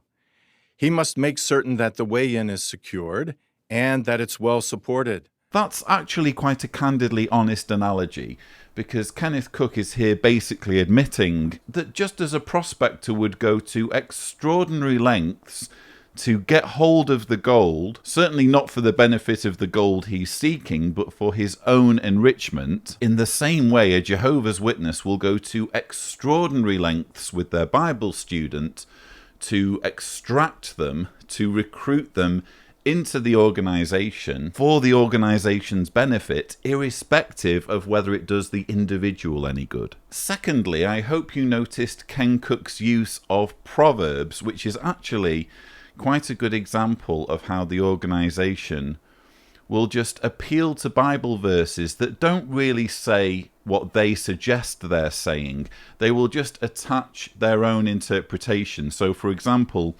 Proverbs 13:20 doesn't say that you should only hang out with fellow Jehovah's Witnesses. Proverbs 13:20 simply says, the one walking with the wise will become wise, but the one who has dealings with the stupid will fare badly, which on the face of it seems to make sense. But I would argue that's sort of an oversimplification. Just because you have a friend who, let's say, is very gullible, is easily led along by scams, makes bad decision after bad decision, that doesn't necessarily mean that his or her stupidity or naivety or whatever you want to call it will necessarily rub off on you. But that's the sort of paranoid thinking Ken Cook encourages. In fact, he puts it plainly. The fact is that our friends affect us. The fact is that our friends affect us in either a good way or a bad way, don't they? No, not necessarily, Ken Cook. I don't accept the premise. I can imagine a situation in which you're friends with someone who makes appalling decisions in life. You still find them endearing and basically a good person. It's just that the choices they make in life are extremely inadvisable. That doesn't mean that you're going to start making the same choices they make. But if you think about it, this is not about logic. Ken Cook has a narrative that he's trying to push. That narrative is, we need to keep people away from us. We need to think of them as being in some way contagious so that their attitude might influence us to quit our religious beliefs. Again, what you have is a feigned interest in the well-being of individual Jehovah's Witnesses, but it doesn't take much to strip away the veneer of kindness and concern and realize that ultimately this is, again, all about control. Wholesome associates in the truth will help your students to break free from worldly thinking and unclean practices. With this in mind, now that we have considered why we must help them, let's look some more at how we can do so. In the following dramatization, note how Nita helps her Bible student to seek out and select good associates or friends. Do not be misled. Bad associations spoil useful habits. Okay, but what's good associations? Well, we have wholesome gatherings with our brothers and sisters from the congregation. And we eat and talk, and some like to play musical instruments, and they'll do renditions of original songs.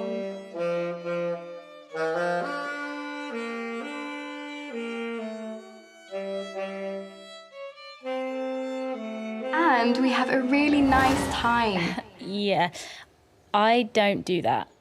It's not boring. Sure it's not. Well, what do you do?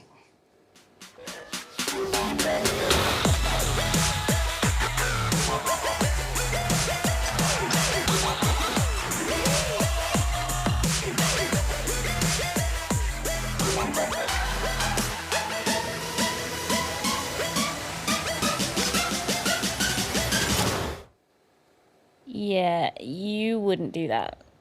It's not exactly wholesome. But you gotta have fun, right? True. And we do. See for yourself. I'm having some people over this weekend. Why don't you come?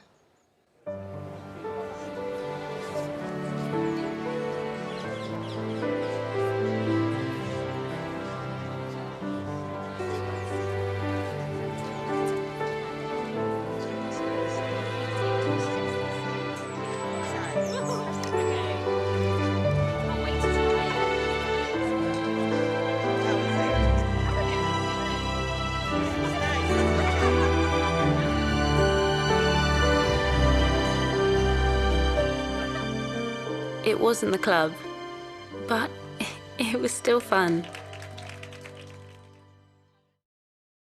Did you take note of how Nita helped her Bible student to seek good friends? Yes, I did, Ken Cook. She did it by coercing Jade into thinking that there's only one type of association that's good. There's only one type of association that's pure, and it's when it involves other Jehovah's Witnesses. And when you think about it, doesn't that benefit you, Ken Cook, as a governing body member? Doesn't that benefit you and your colleagues if people are only hanging out, if people are only associating or cultivating friendships with people who acknowledge your authority? Isn't that what all of this is really about? You can suggest, if you like, that it's wrong for people to drink alcohol in a room with lots of other people instead of on their own, perhaps on their own in their Bethel room with their wife. But I think we all know why Jade is really being encouraged towards wholesome association. It has nothing to do with alcohol. It has nothing to do with music. It's all about who she's hanging out with and making sure there's no one around her who can help her to realise that she's being roped into a cult. All of us naturally desire to have friends. Keep that in mind as you strive to help your students. It can be difficult for them to seek out good associates. After all, this is all new for them. Added to this, as your students accept and apply Bible standards in their lives, some of their former friends will likely reject them. You can prepare them for this by showing them what the Bible says, for example, at 1 Peter 4, verse 4. In that verse, we are made aware that people would be puzzled over the changes we make in order to please Jehovah. It also tells us that people might speak abusively of us and reject our changes. This could even include members of one's own family, and that fact might be difficult for your students to accept. How can you help your students at a time like that? By giving them a real choice. Along with helping them to draw close to Jehovah, help your students to replace bad associations with good ones. Be a friend to your students. Introduce them to others in the congregation. Also, whenever possible, when the study is over, why not stay for a while and talk with them, spend some time, and really get to know them? Call your student whenever he or she is sick. Show personal interest. Sit with them at the meetings and invite others to sit in on the study with you. And as illustrated in the video, like Nita, include your student in upbuilding social activities. It's also important to help your Bible student understand that bad association is not limited to morally debased people. The Bible tells us that the whole world is lying in the power of the wicked one. So then kindly help your students to see that we must also avoid association with those who may appear to be morally clean, but who lack faith in the true God, Jehovah. Now it's all coming out in the wash, isn't it? It's not really about the stupidity of other people rubbing off on you. It's all about shielding yourself, or in this instance, shielding your Bible student, from anyone who doesn't accept the authority of Ken Cook and his pals. He says it as plain as day. Kindly help your students to see that we must also avoid association with those who may appear to be morally clean. So then kindly help your students to see that we must also avoid association with those who may appear to be morally clean, but who lack faith in the true God, Jehovah. Who cares if they're good people? Who cares if they are actually morally upright, decent people who we know do exist outside of the organization? It doesn't matter. It's all about whether they're Jehovah's Witnesses. It's all about whether they embrace and accept the authority of the governing body.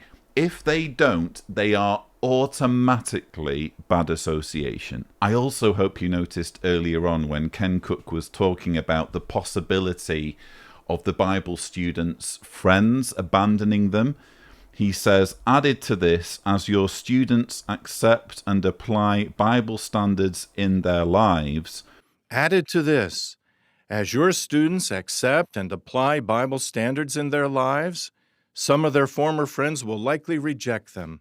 We're at the point now where these speakers are starting to repeat the same information over and over again, because we heard Seth Hyatt say pretty much the same thing just a few talks earlier on the Saturday morning. Ensure that your student has wholesome association. As time goes by, your student is sure to lose former associates, either because the student decides or the former associates decide. Yes, we get it. When people study the Bible with Jehovah's Witnesses, not only are they expected to change their personalities, effectively turning them into different people, they're also expected to lose relationships with pretty much anyone who isn't a Jehovah's Witness. It's just a shame you're not encouraging Jehovah's Witnesses to be upfront and transparent about this when the Bible study is first being offered. But I'm afraid we must press on with this horrid symposium.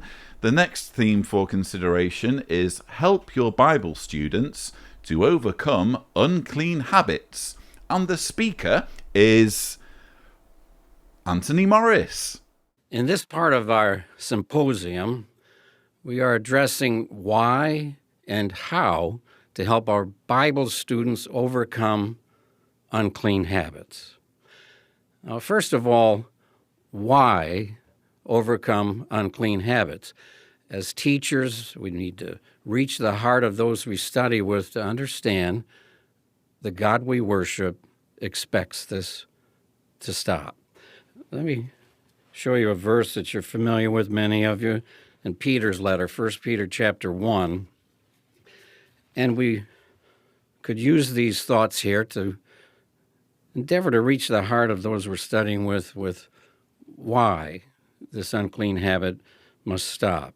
Let's read verse 14 through 16.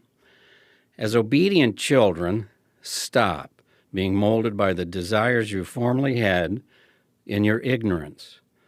But like the Holy One who called you, become holy yourselves in all your conduct. For it is written, you must be holy, because I am holy. So it's very clear here.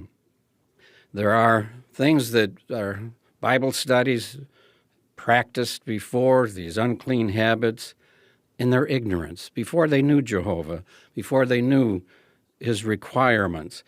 They need to understand he is the Holy One, and they have to have their conduct line up with the Holy One that we worship. And this is not a suggestion, as quoting the scripture here in verse 16, it's a must. They must be holy because Jehovah's holy. At this point, I can't help but wonder whether the governing body is trolling Tony Morris.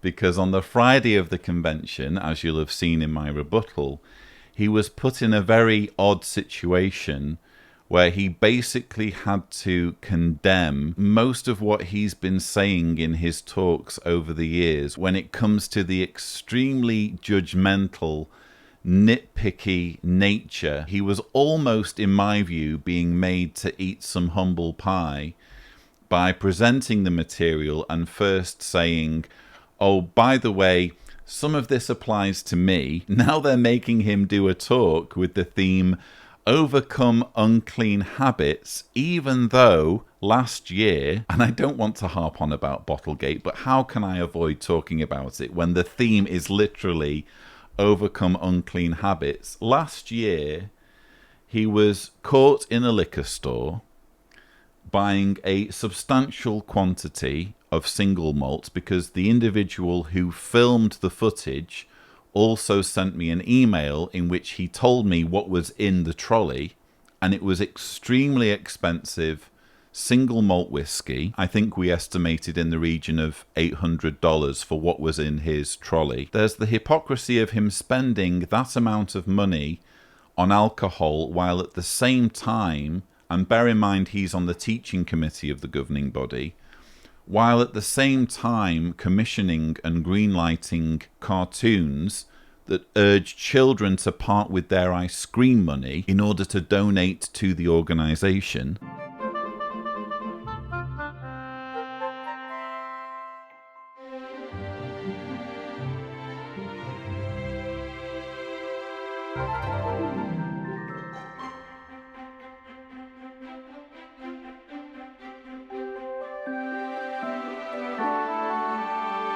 But aside from the double standard, aside from the hypocrisy, it also sort of explained a lot. Because if you watch Tony Morris speak, maybe this talk isn't a great example. I'm sure he will have sobered up at least a little bit to deliver a talk that's literally called Overcome Unclean Habits.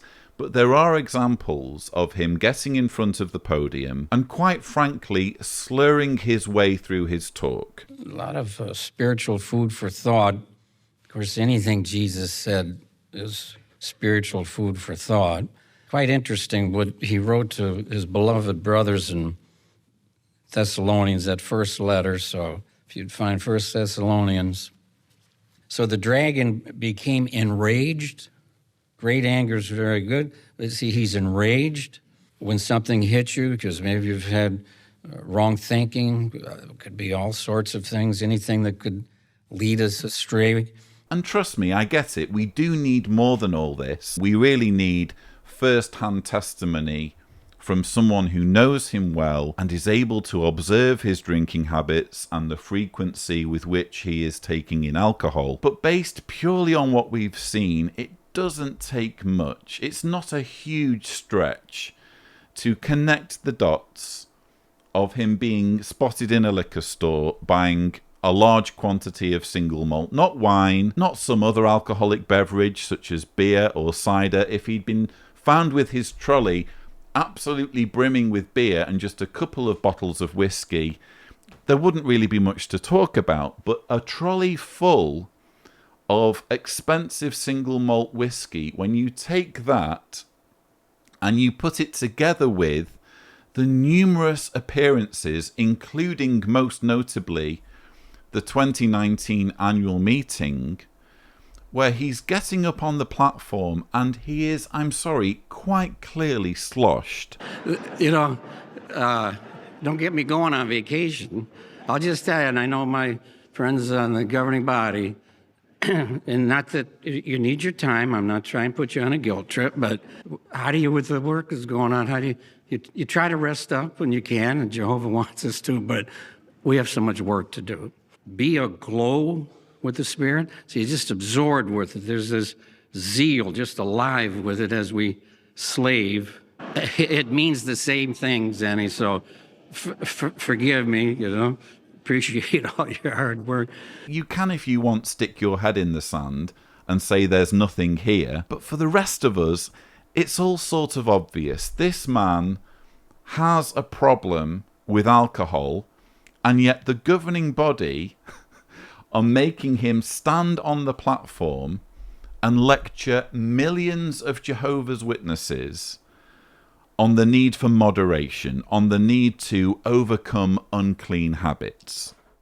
Now, in the following dramatization, note how Nita helps her Bible student to overcome an unclean habit.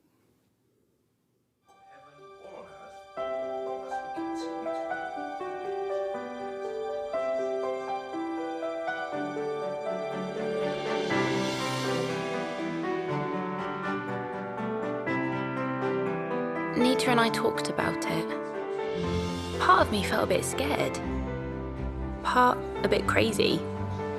Me knocking on doors. But I knew this was the right thing to do. A minister should also be free from all non-medical use of addictive or mind-altering substances. Non-medical?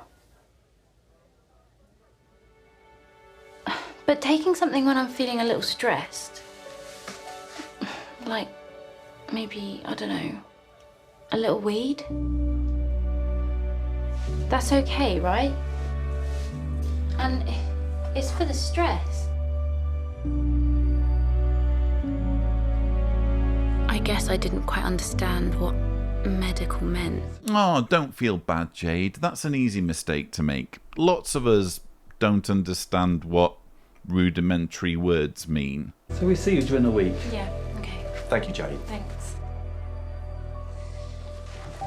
We'll be back. You can guess what our next few studies were about. And you should continue to be made new in your dominant mental attitude. Knowing it was wrong was easy. Figuring out how to cope without it wasn't.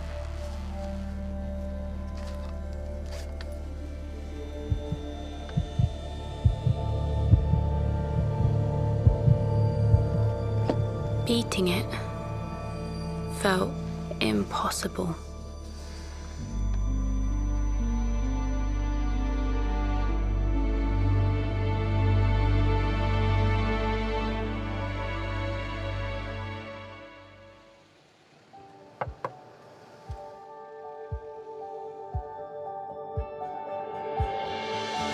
Being free of it to serve Jehovah felt amazing.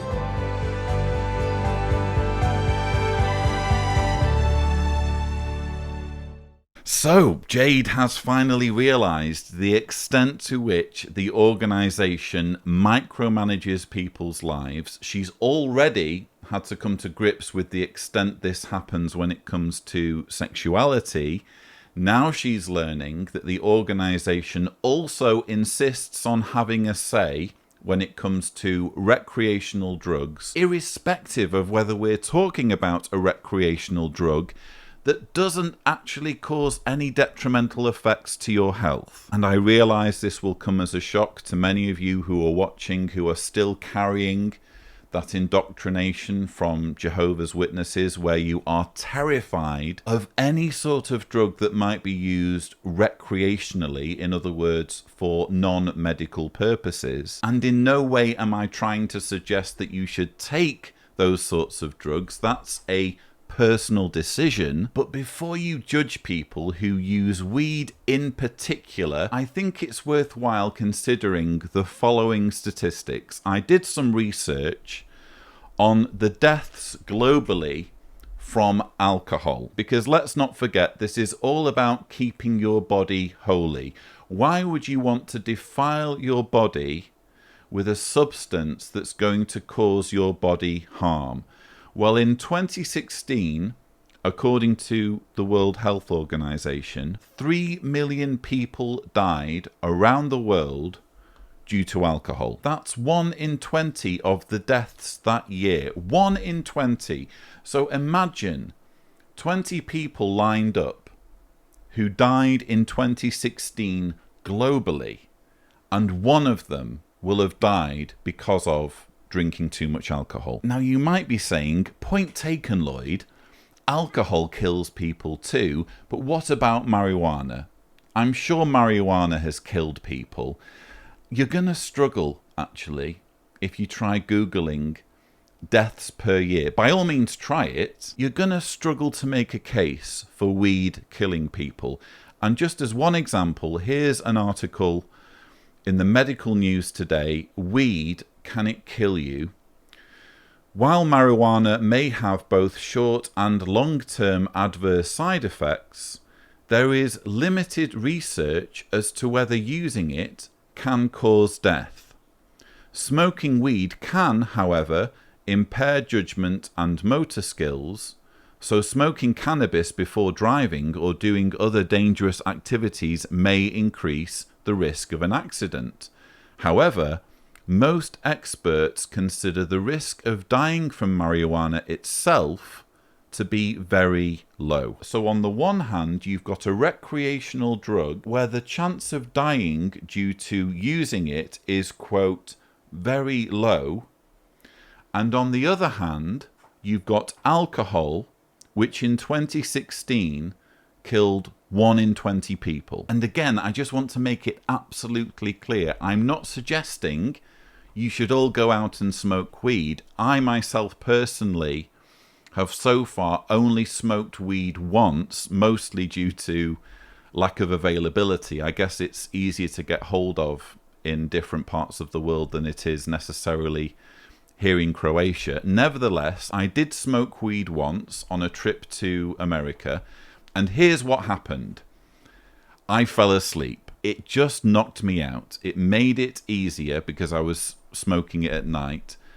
It made it easier for me to fall asleep so that the next day when I needed to fly out, I was fully rested. That's my experience of using this apparently evil, apparently sinister drug that's going to impair your relationship with Jehovah. Meanwhile, people like Tony can fill their cart with single malt Scotch whiskey with alcohol, which kills millions of people each year, and he gets to be one of only 8 people on the planet that God is using to communicate his will to mankind. There's the old personality. Those of us that came in the truth had old personalities. We know exactly what Paul's writing to the Ephesians about, and that's a former course of conduct that is no longer acceptable. But the key to being able to put on the new personality and put away the old one is found in verse 23, be made new in your dominant mental attitude. So, what's that mean? That means your Bible student's thinking has to change. I'll tell you a personal experience with a Bible study that I had many years ago, and really appreciated how Jehovah helped him. Now, when I studied with him, he was 70, early 70s, and he had smoked cigarettes since he was 8 years old. That's phenomenal. I know I smoked before I became one of Jehovah's Witnesses, but decades? No.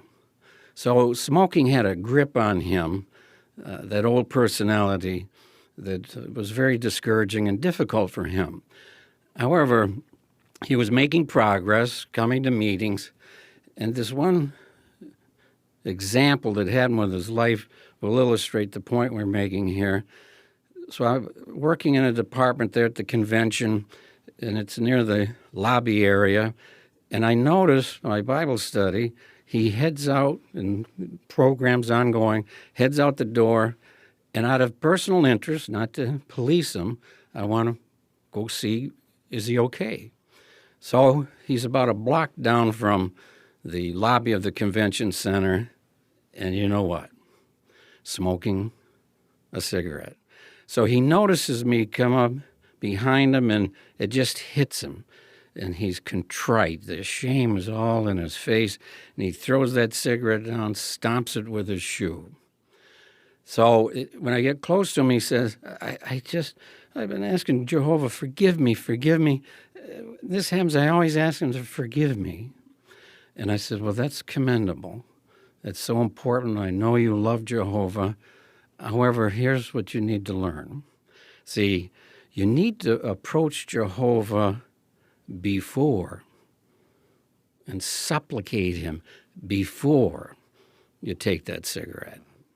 So help your Bible students and keep that in mind. They have to change their thinking, and it's our responsibility to make that clear to them.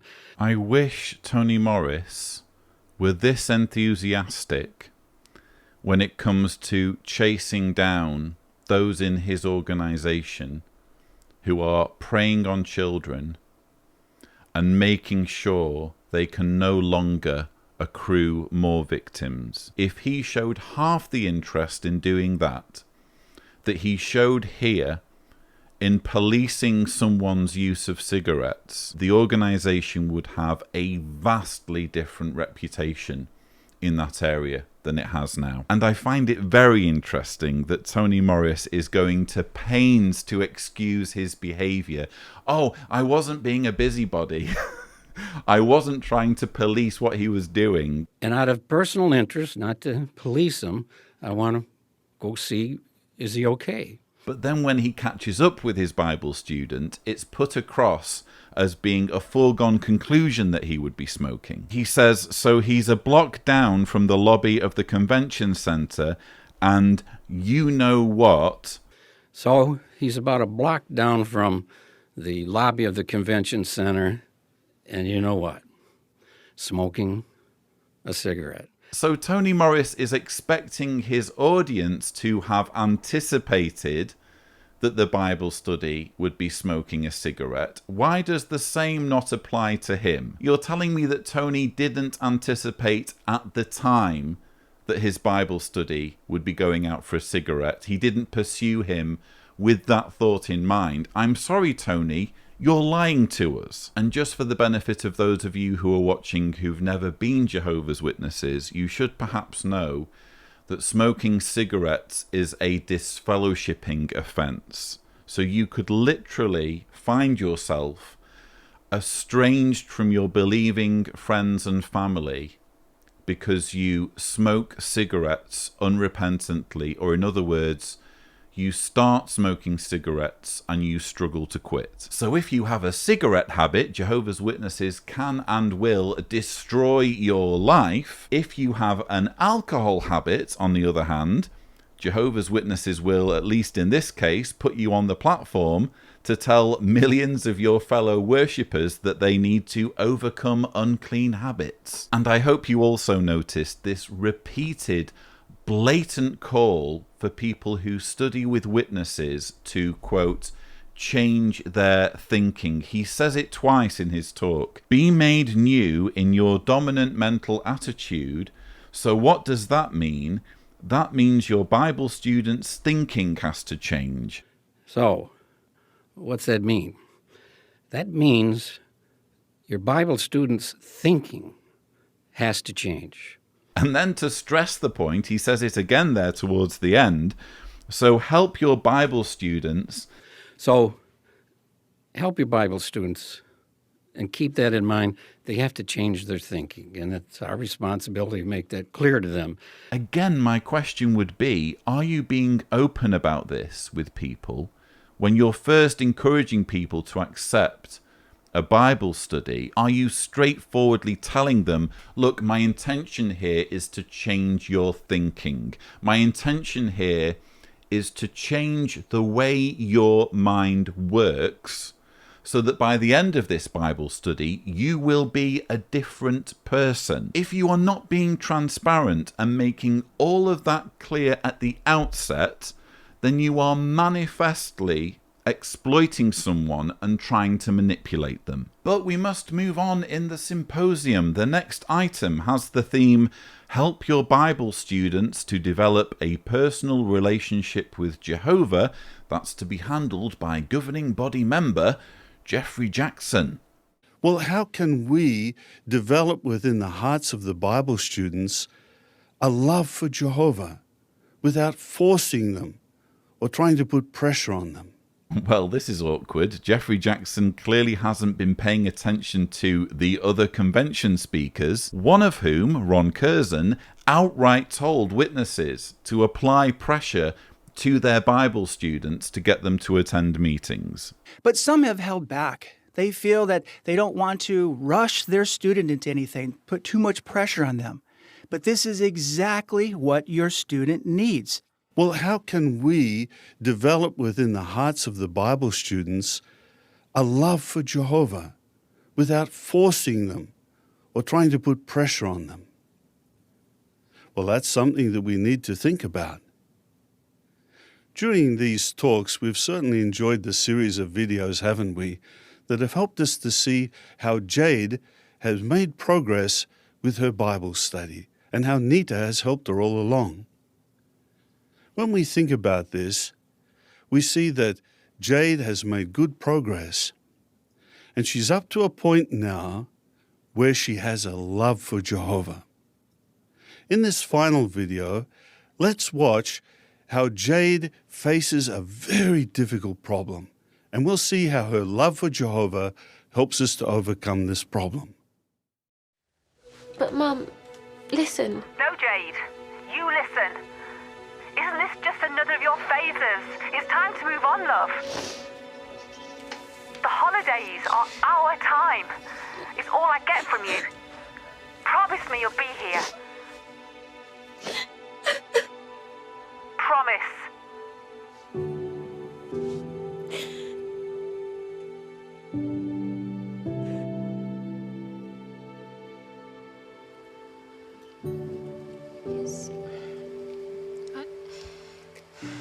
I really don't want to disappoint her, but I can't disappoint Jehovah. Of course. You love them both. Don't you think he can help you? Talk to him.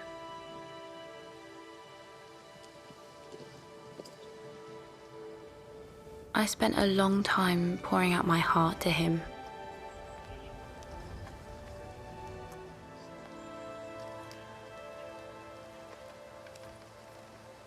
And I remembered something from one of the Psalms.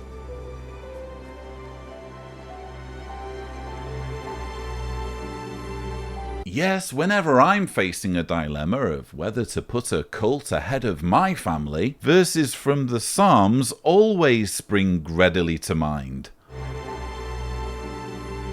I will walk in your truth, unify my heart to fear your name.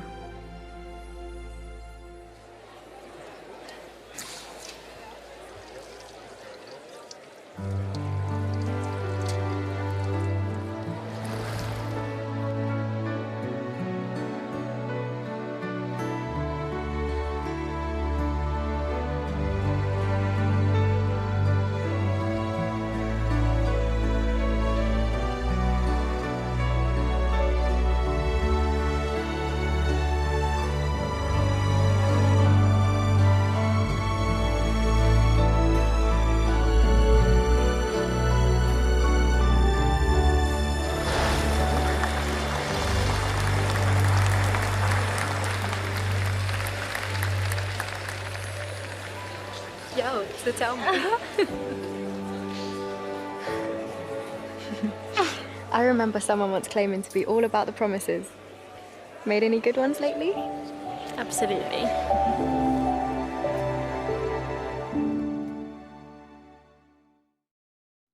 Well, that certainly was a difficult problem, wasn't it? Her mother wanting to force her to join her in a worldly holiday. But what helped Jade? As she said, it's true she loves her mother, but she didn't want to disappoint Jehovah.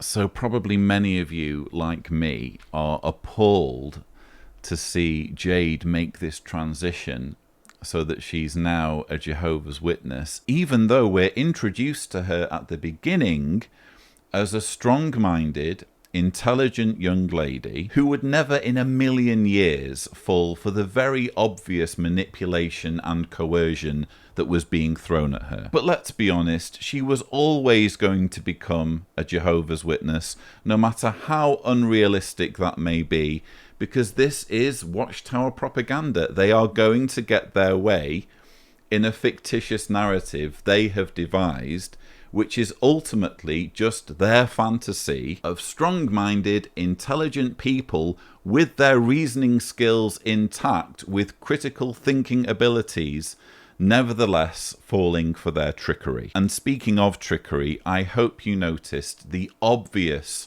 twisting of the narrative in Jeffrey Jackson's summary comments. Well, that certainly was a difficult problem, wasn't it? Her mother wanted to force her... Well, that certainly was a difficult problem, wasn't it? Her mother wanting to force her to join her in a worldly holiday. Apparently it's the mother who's doing the forcing here.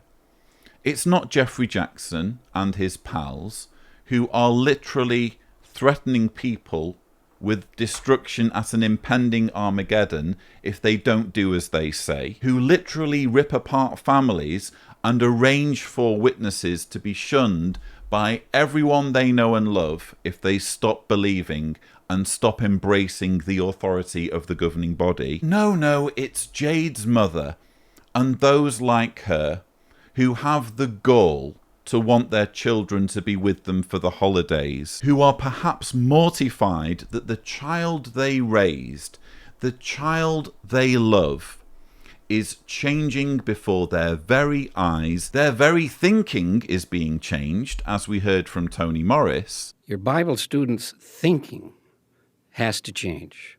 And keep that in mind. They have to change their thinking, and it's our responsibility to make that clear to them. Their child is now a different person who has been manipulated to think of them as bad association. Jeffrey Jackson expects people like Jade's mother to just take it all on the chin and basically hand their children over to his organization, effectively to serve him. And am I the only one who was disgusted at Jackson's hypocrisy at talking about worldly holidays, given the lies this man told at the Australian Royal Commission when asked a direct question as to whether Jehovah's Witnesses are punished if they celebrate worldly holidays? For example, if they had become inactive or sought to fade without formally dissociating, and the elders came to visit and found them celebrating Christmas or a birthday, they would be found to be in transgression of the rules, would they not? That is not my understanding, but again, as I said, it's not my field. When Jeffrey Jackson is in front of millions of his doting admirers, he's in the mood to be honest about whether Jehovah's Witnesses are allowed to indulge in worldly holidays. But when he's under oath and being quizzed by a worldly lawyer, suddenly it's theocratic warfare time, and anything goes. For our Bible student to love Jehovah, they need to come to know him, but also they need to see his love in their lives. So that puts a responsibility on us to help them to identify Jehovah's love and then have this love for Jehovah build in their hearts. We can do that by asking questions such as, how have you seen Jehovah's love in your life? Or what does this Bible account teach us about Jehovah's love? Also, we could perhaps share with them some of the times that we personally have experienced Jehovah's love, perhaps in the way that Jehovah has answered our prayers. In fact, when they start to face the changes that they need to make in life, if they have this love for Jehovah, they won't just view it as something they have to do in order to attain everlasting life. No, they'll view these things as opportunities for them to prove their love of Jehovah. Yes, we really need to care for these ones. We need to nurture them, help them with the problems and obstacles they face along the way. And yes, we need to become their friends. Well, becoming a disciple maker is a challenging work. There's a lot involved with it. But don't feel overwhelmed.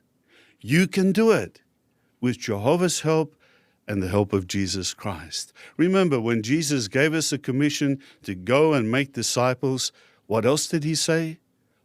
Look, I am with you. Yes, with Jehovah's help and with the help of Jesus, we can experience a wonderful joy. What is that joy?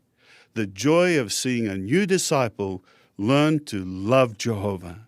Let's be completely honest. This has nothing to do with Jehovah or Jesus. This has everything to do with tricking people. Tricking people into believing that Jehovah is real so that they'll feel compelled to worship Jehovah, which just by coincidence involves serving a group of men, which includes Jeffrey Jackson. Now, when I talk about people being tricked into thinking that Jehovah is real, I realize that many of you watching this will have a belief in God, but quite clearly it's possible to believe in God but not follow along with this idea that the way to serve God is to dedicate years of your life to following the instructions of a New York-based leadership. Manifestly, the majority of people who believe in God don't go along with that idea. But Jeffrey Jackson knows that in order to convince someone to accept his authority, to change their entire lives to the point where their entire thinking is changed, as we've heard already in this convention, it takes more than simply believing in God. You have to believe in Jehovah, and you have to believe in Jehovah doing things for you personally. And to make people believe that Jehovah is doing things for them personally, witnesses are here being told to sit down with their Bible students and help them to identify Jehovah's love. So that puts a responsibility on us to help them to identify Jehovah's love and then have this love for Jehovah build in their hearts. So with this barrage of leading questions, how have you seen Jehovah in your life? What does the Bible teach us about Jehovah's love? How have you seen Jehovah's love in your life?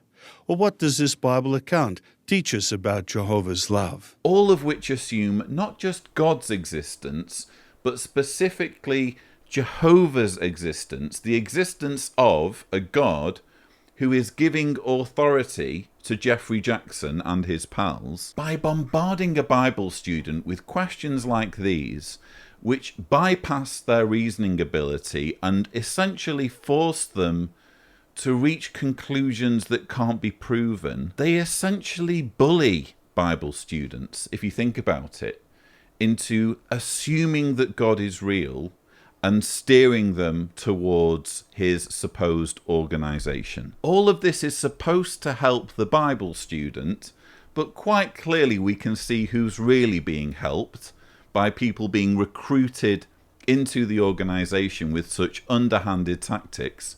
Again, it's Jeffrey Jackson and his pals. In fact, elsewhere where Jeffrey Jackson describes helping the Bible student build their appreciation with Jehovah, he says this: when they, that's the Bible student, start to face the changes that they need to make in life, if they have this love for Jehovah, they won't just view it as something that they have to do.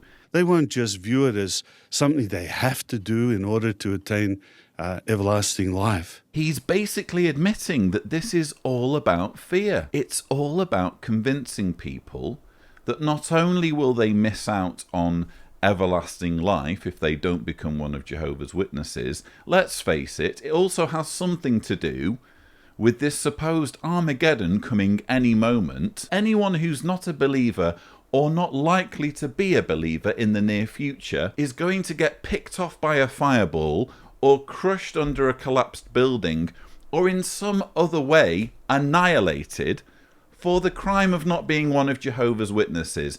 Oh, but don't worry, you get to remind your Bible student that it's not just about avoiding this calamity, it's not just about saving their skin, it's about cultivating their love for Jehovah. But it's finally time to leave Jade and Nita behind. Yes, we can move on from this obnoxious symposium or series of symposiums, because now it's time for the drama, which has the theme, "The joy of Jehovah is your stronghold." Let's take a look at a few scenes in part 1.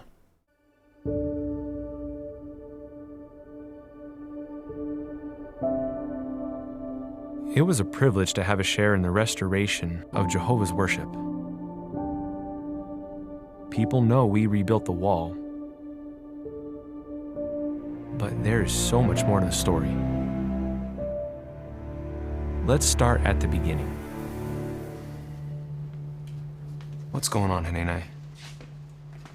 How are people? Not good. The conditions are disgraceful. The walls of Jerusalem are broken down, and its gates have been burned with fire. What about the temple? It stands, but the services are nothing but empty rituals. Most of the people and the priests ignore God's law. You have to return with us.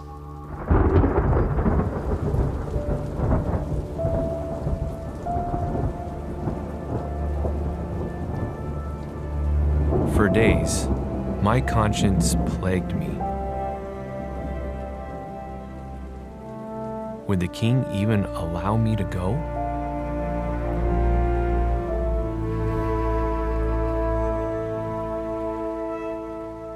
Our people had sinned by not keeping Jehovah's commandments. But now I felt as if I were sinning by not helping them in their time of need. I begged Jehovah to grant me success.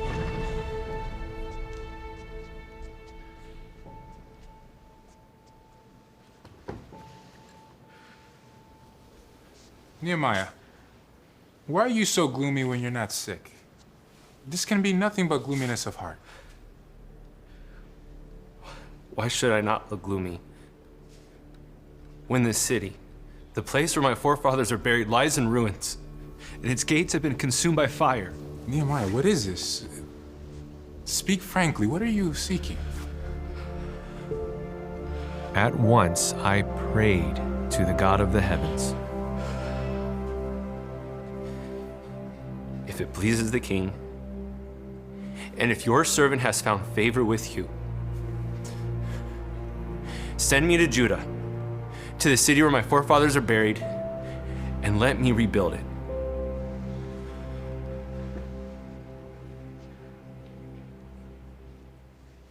You may go. Jehovah was with us. The king gave me supplies, an army, and an appointment as governor. We were on our way to help rebuild Jerusalem's walls.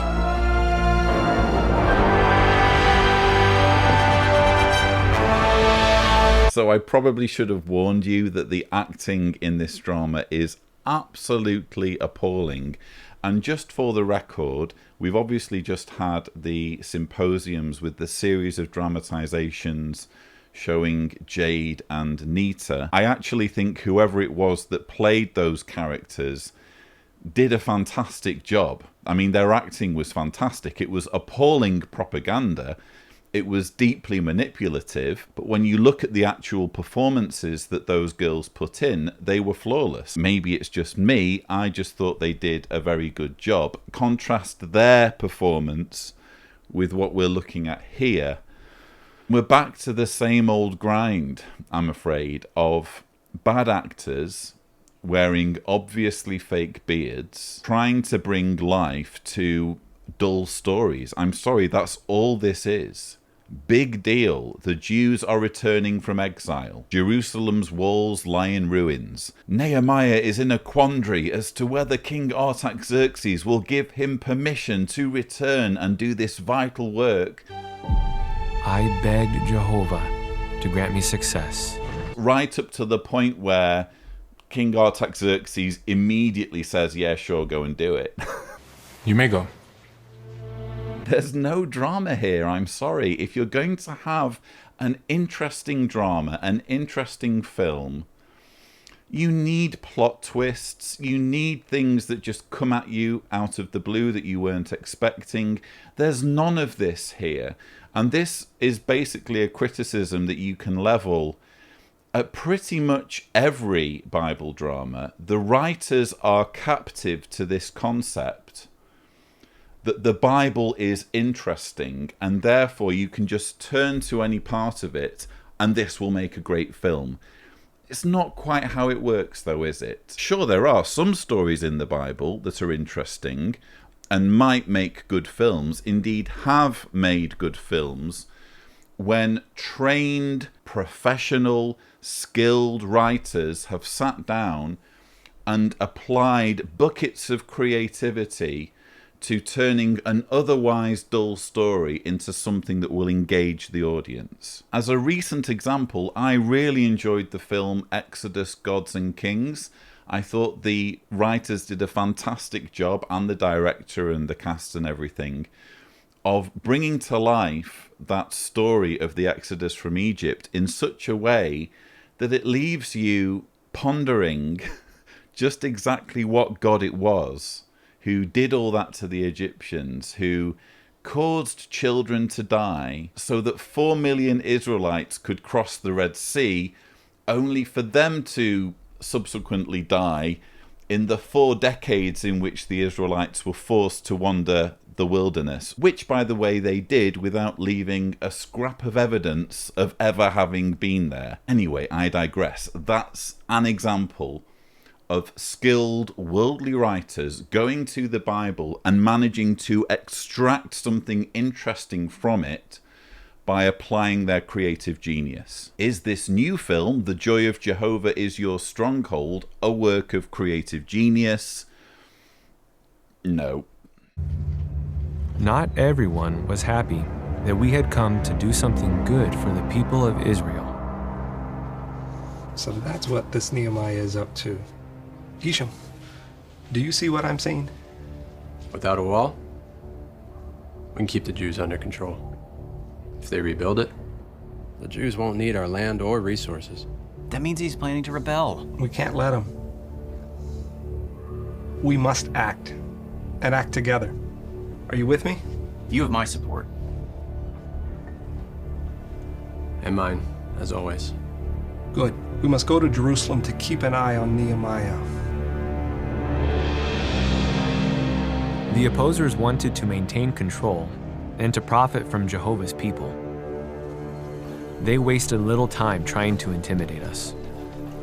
So these are the baddies. These are the opposers that the audience must boo and whistle at as they're watching.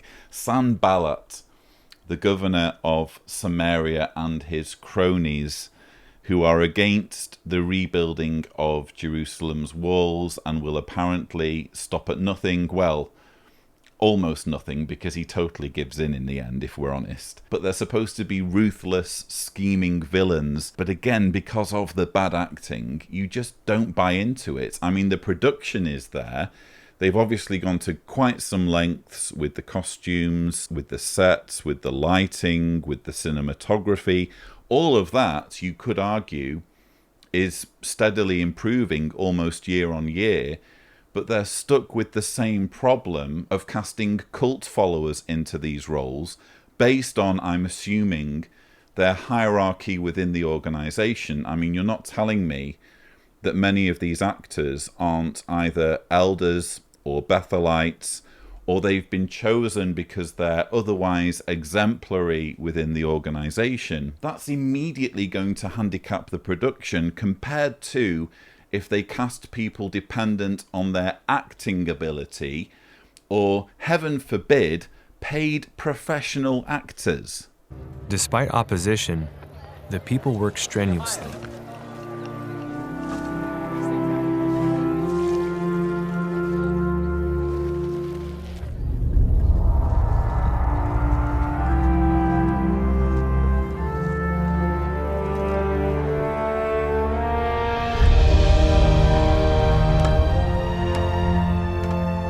Their struggles went far beyond building a wall. Jehovah remembers brothers like Peleth. Seeing how he dealt with personal challenges strengthened my faith. Peleth. Raham. We'll never finish this work. It's nothing but rubble. At least we're trying to make a change.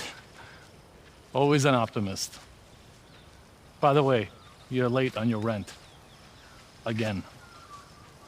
Raham, I'm sorry. I need more time. With the work on the wall... I have enough troubles. Look, if I don't get payment by the end of the month, you and your family are out. Is there anything we can do? Maybe I can work it off. Till we get caught up. Seriously? You don't have time to work it off. But maybe your daughter can help. She can come stay with us. As a slave? No, I'll hire her to help Azuba, to pay off your debt. Look, I'm trying to help, but you don't have many options here, my friend. Think about it. So, Raham spoke to me today. About what? He wants to hire Simca to help Azuba in the house. And he says he'll care for her like his own daughter.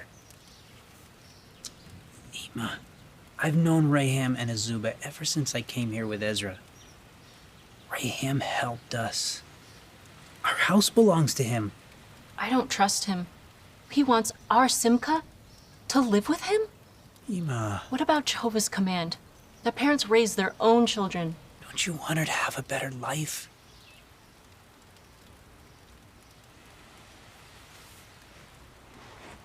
I cannot agree to having her live apart from us, even if we have to survive on gleanings. How do you know we'll survive it all? Because Jehovah always takes care of those who love and obey him.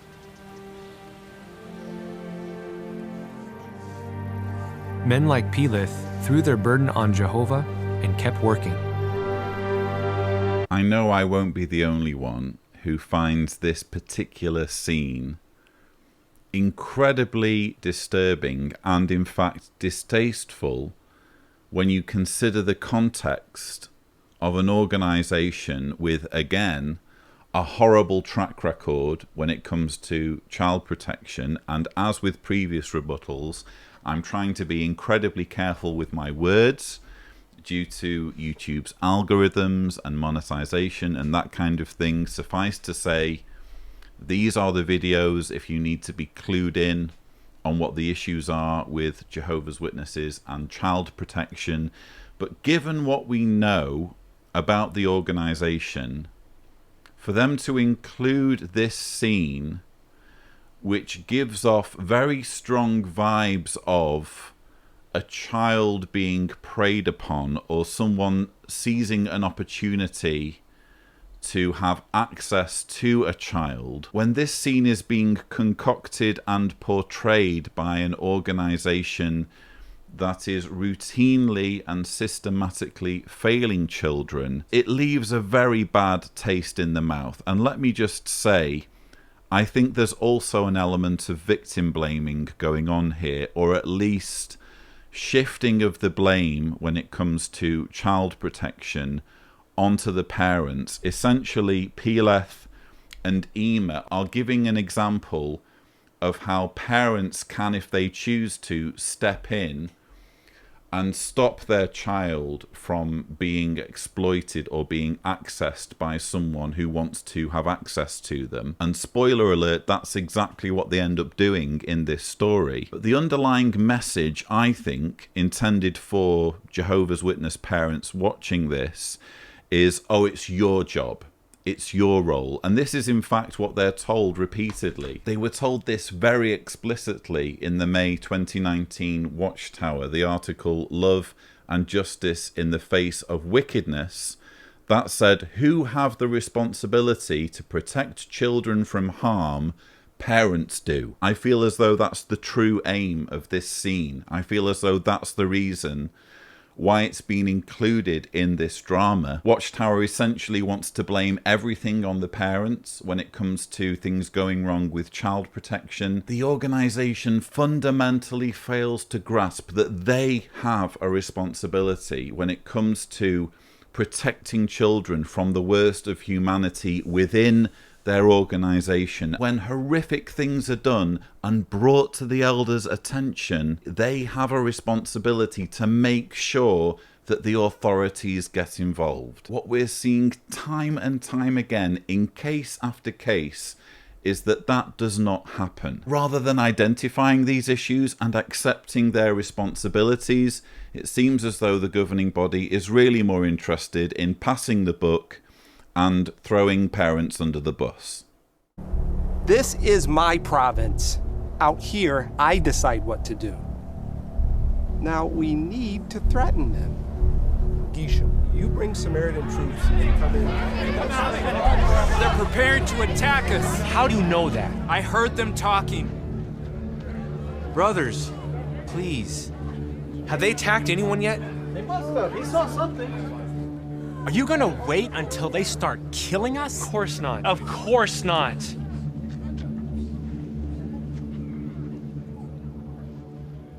Hinenai.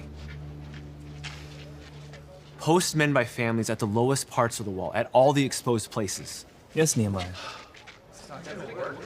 Brothers, if we let mere threats frighten us into stopping, they will have achieved their goal. It's no use. Don't you see? These people hate what we're doing. They hate us. You don't have to live and work around them like we do. Brothers, where is your faith? It is Jehovah's will that we build this wall. If it is really Jehovah's will, then why are we getting all this opposition? Maybe this isn't the right time. Besides, this work is too much for us. We're worn out. Why do we need a wall anyway? To protect Jehovah's people. Brothers, do not be afraid of them. Remember Jehovah, who is great and awe-inspiring. And fight for your brothers, your sons and daughters, your wives and homes. So when you hear the sound of the horn, gather together to where we are. Our God will fight for us. Our God will fight for us, but just in case he doesn't, here's a bunch of swords and spears. I love the part where someone says, why do we need a wall anyway? Maybe it's just me, but there's just momentarily this look on Nehemiah's face as if to say, fair point. Why do we need a wall anyway? Seriously, why do you need walls? Why do you need walls if God is on your side and God is going to protect you? Fortifications are for when there is not a supreme being at your beck and call, ready to come in and destroy your enemies. Raham, I bring good news. Is that so? Yes. We have your rent. Oh? Come by any time and collect it. But I thought we... What about Simca?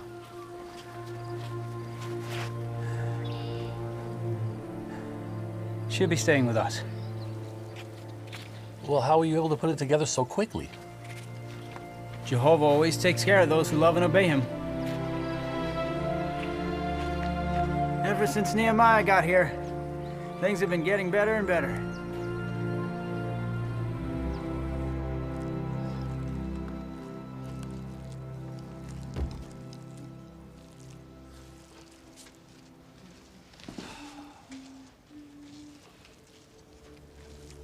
Nehemiah thinks we're still as young as when we came here with Ezra. I worked hard. But now Nehemiah treats us like it all fell out of heaven and we just had to pick it up. I worked hard for what I have, didn't I?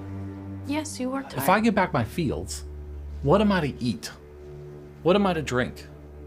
What's wrong with lending on interest? You borrow, you pay with interest. Raham, Jehovah just wants us to treat our brothers fairly. Haven't you heard a word I said? I treat everyone fairly.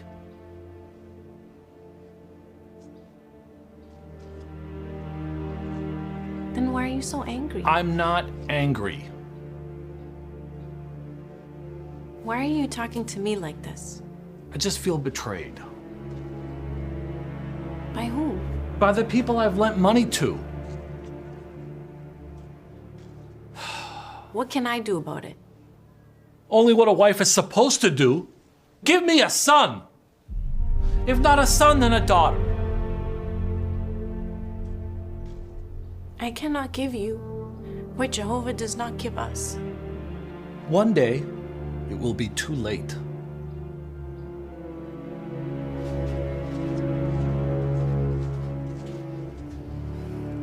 So I have a bit to say on this. First of all, there's the scene where Peleth comes running back to tell Raham that actually he's now got the money, so no need for Raham to take his daughter. And Raham reacts almost disappointedly that he has the actual money that he was owed, rather than being able to take this guy's daughter under his roof, which kind of reinforces the vibes that I'm sure we all got in the previous scene when he first suggested that idea. Then we have Raham going back to his wife. He's still furious, even though he's received what should be good news, that his rent is going to be paid. Apparently it was all about getting Peleth's daughter under his roof by hook or by crook, because he then berates his wife, frankly, for not giving him a child. Now, if you're watching this as one of Jehovah's Witnesses, or indeed as anyone who is a believer in the Bible as being God's inerrant word, you might be tempted to say, oh, well, this is just a depiction of a bad apple, someone who's really evil, someone who is an abusive husband and who is using any means possible to exploit and make miserable those around him. All I would say is, what do you really expect when the Bible is itself full of guidance, of wisdom, that puts women in a role where they are essentially a commodity, they are essentially a resource, they have a role within the family by which they are valued dependent on how industrious they are, how much work they do, and whether or not they bring forth children. Before you go pinning all this on this fictitious character Raham, because as far as I'm aware, we're dealing with a fictitious narrative in this part of the drama, just go back to the Bible with an open mind and ask yourself the question, isn't it inevitable? Isn't it inevitable that husbands who perceive the Bible to be God's instructions to them will treat their wives in this way? I mean, think about it. On the first day of the convention, you had Patrick LaFranca waxing lyrical about the capable wife from Proverbs 31. We want to go to Proverbs chapter 31.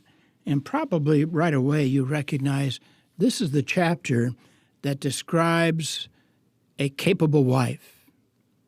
And I think all of you wives want to be that. You want to be that Proverbs 31 wife. What does Proverbs 31 say? Oh, verse 28. Her children rise up and declare her happy. If you want to be a capable wife, you need to have children. What can I do about it? Only what a wife is supposed to do. Give me a son. If not a son, then a daughter. I kid you not, it's all there. And it's not just an Old Testament thing. It continues on. It bleeds through to the New Testament in the writings of Paul. And if you want proof, go to 1 Timothy chapter 2, verses 14 and 15. Also, Adam was not deceived, but the woman was thoroughly deceived and became a transgressor. Apparently, Adam's sin was all the fault of the woman. However, she will be kept safe through childbearing, provided she continues in faith and love and holiness, along with soundness of mind. That was the role of women, according to the Apostle Paul, who I've already mentioned had quite a bit to say as well on women being silent in the congregation. He's also expecting them there to commit themselves to childbearing as a means of salvation. Further on in the same letter to Timothy, you have him saying, "Therefore I desire the younger widows to marry, to bear children." This is not about Raham. This is not about any kind of fictitious character or fictitious narrative in a drama. If you think about it, this is actually one of the many problems with the Bible itself. We just kept working day and night. But before we knew it, we were finishing the very last section of the wall.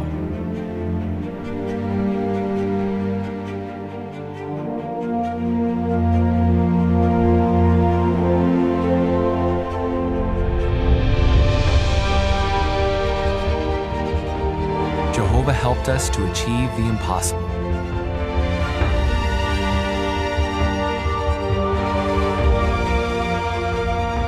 We were tired, but we discovered something we had lost.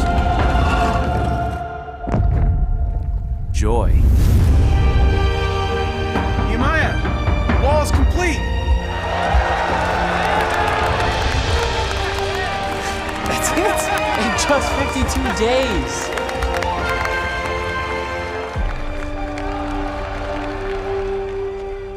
My lord, it's from Shemaiah.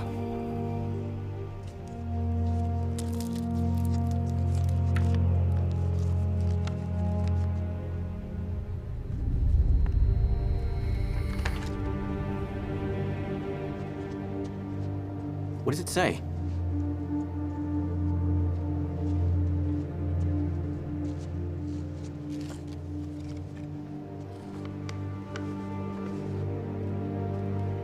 The wall's complete. The doors are left to be put in.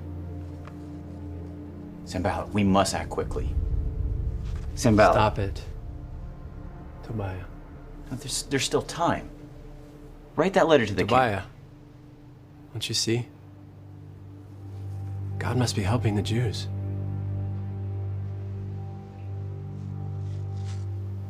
It's over. We'll lose all control over them. This isn't over.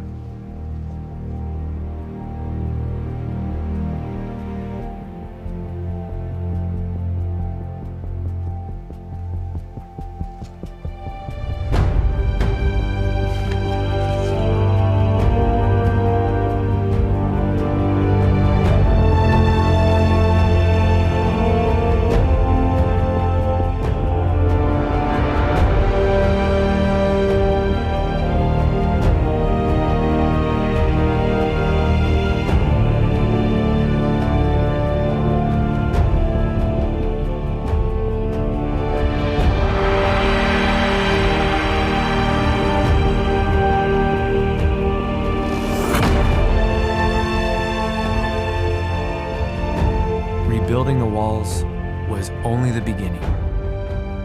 We would definitely need God's help for what was coming next. Yes, if you've enjoyed that, and why wouldn't you be riveted by this story of Nehemiah and the people of Jerusalem achieving the impossible by building some fortifications? Good news! Part 2 is on its way on the Sunday of this convention. As for this day of the convention, well, we are almost at the end of the Saturday program. There is, however, one more talk. It has the theme Making Disciples Now Prepares Us for New World Disciple Making, and it's to be given by governing body member Stephen Lett. Appropriately, throughout this second day of our program, we have been taught many ways we can improve in our disciple-making skills, because it is vital that we do so, because eternal lives hang in the balance. And what is the value of one eternal life? Well, one brother said if all of Jehovah's Witnesses pioneered until the end came, and one person learned the truth, it would be worth it. That's the value of one life. In fact, with all the money, the gold, the silver, the diamonds combined, you could not buy one eternal life. It's priceless.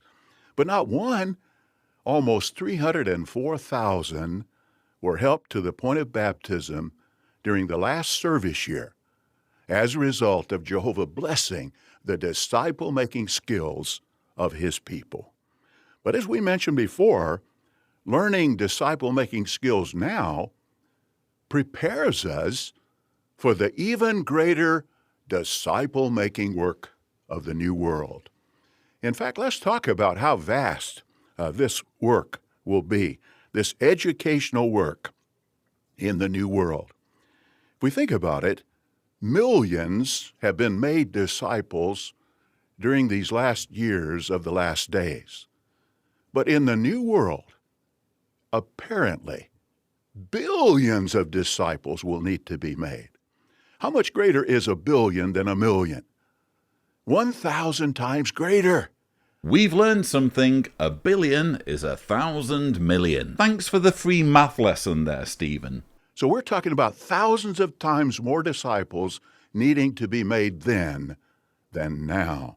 And likely, we will carry on this work of disciple-making in the new world for centuries, not just decades, as the case in the last days.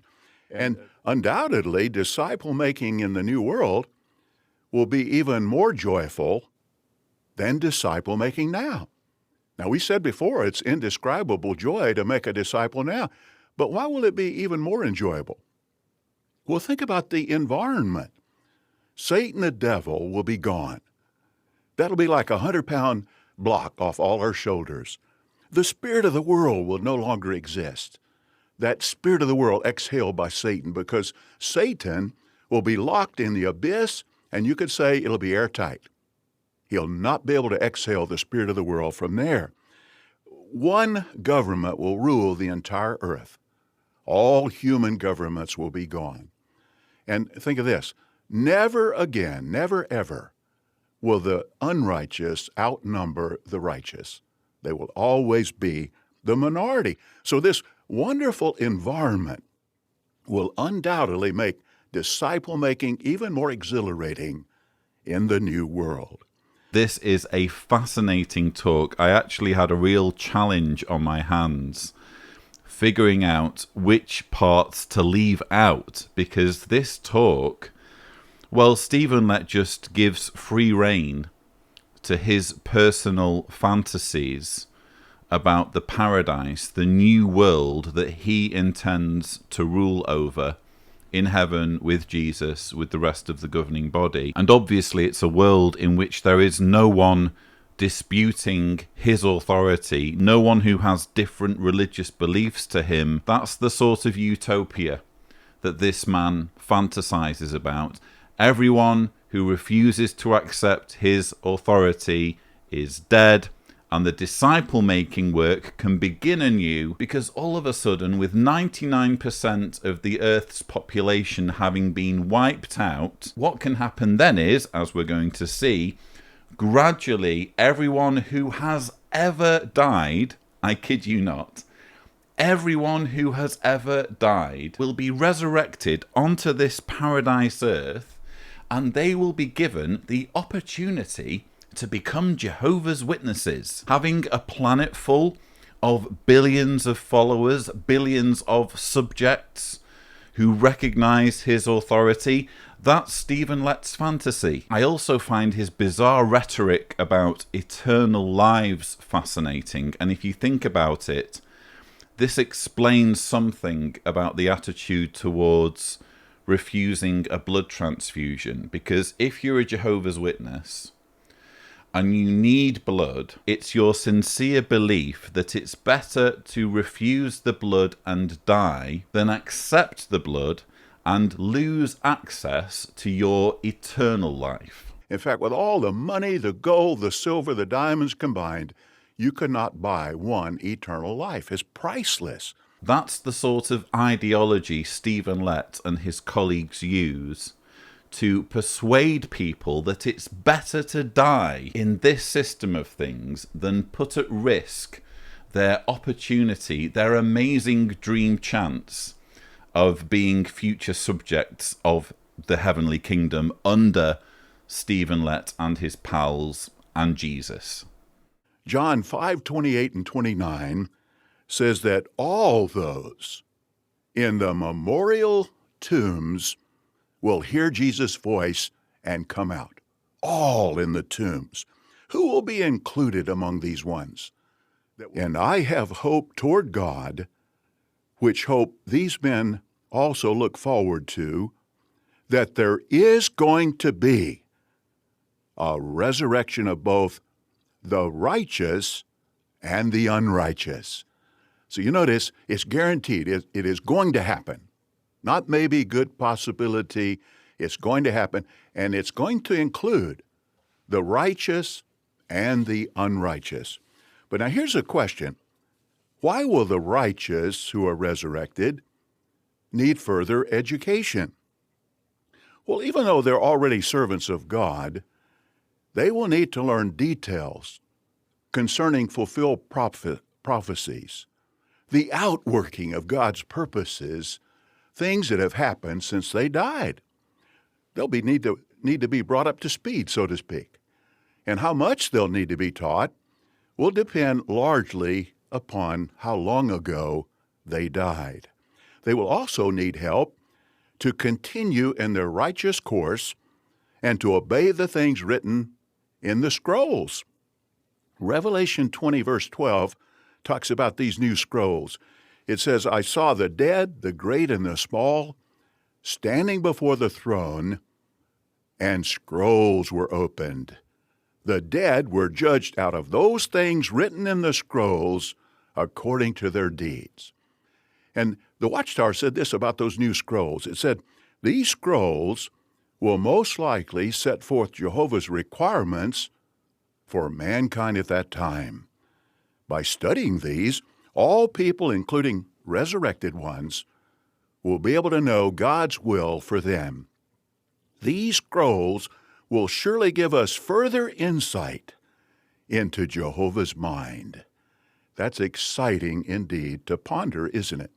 I don't know about exciting, but it's certainly very interesting to see a governing body member going into the dynamics of the new world, the paradise, in quite this much detail. This is, again, why I've struggled to figure out which parts of the talk to leave out. I mean, all of this is just golden, because the more you contemplate the paradise, the more you think about it, the more it unravels. It's actually in Stephen Lett's interests to say as little about the new world as possible and just leave things to the imagination of Jehovah's Witnesses. The more he adds detail to the picture, the easier it is to examine the detail and realize that it just doesn't make sense. We've just heard, for example, as I said earlier, that everyone gets resurrected. All those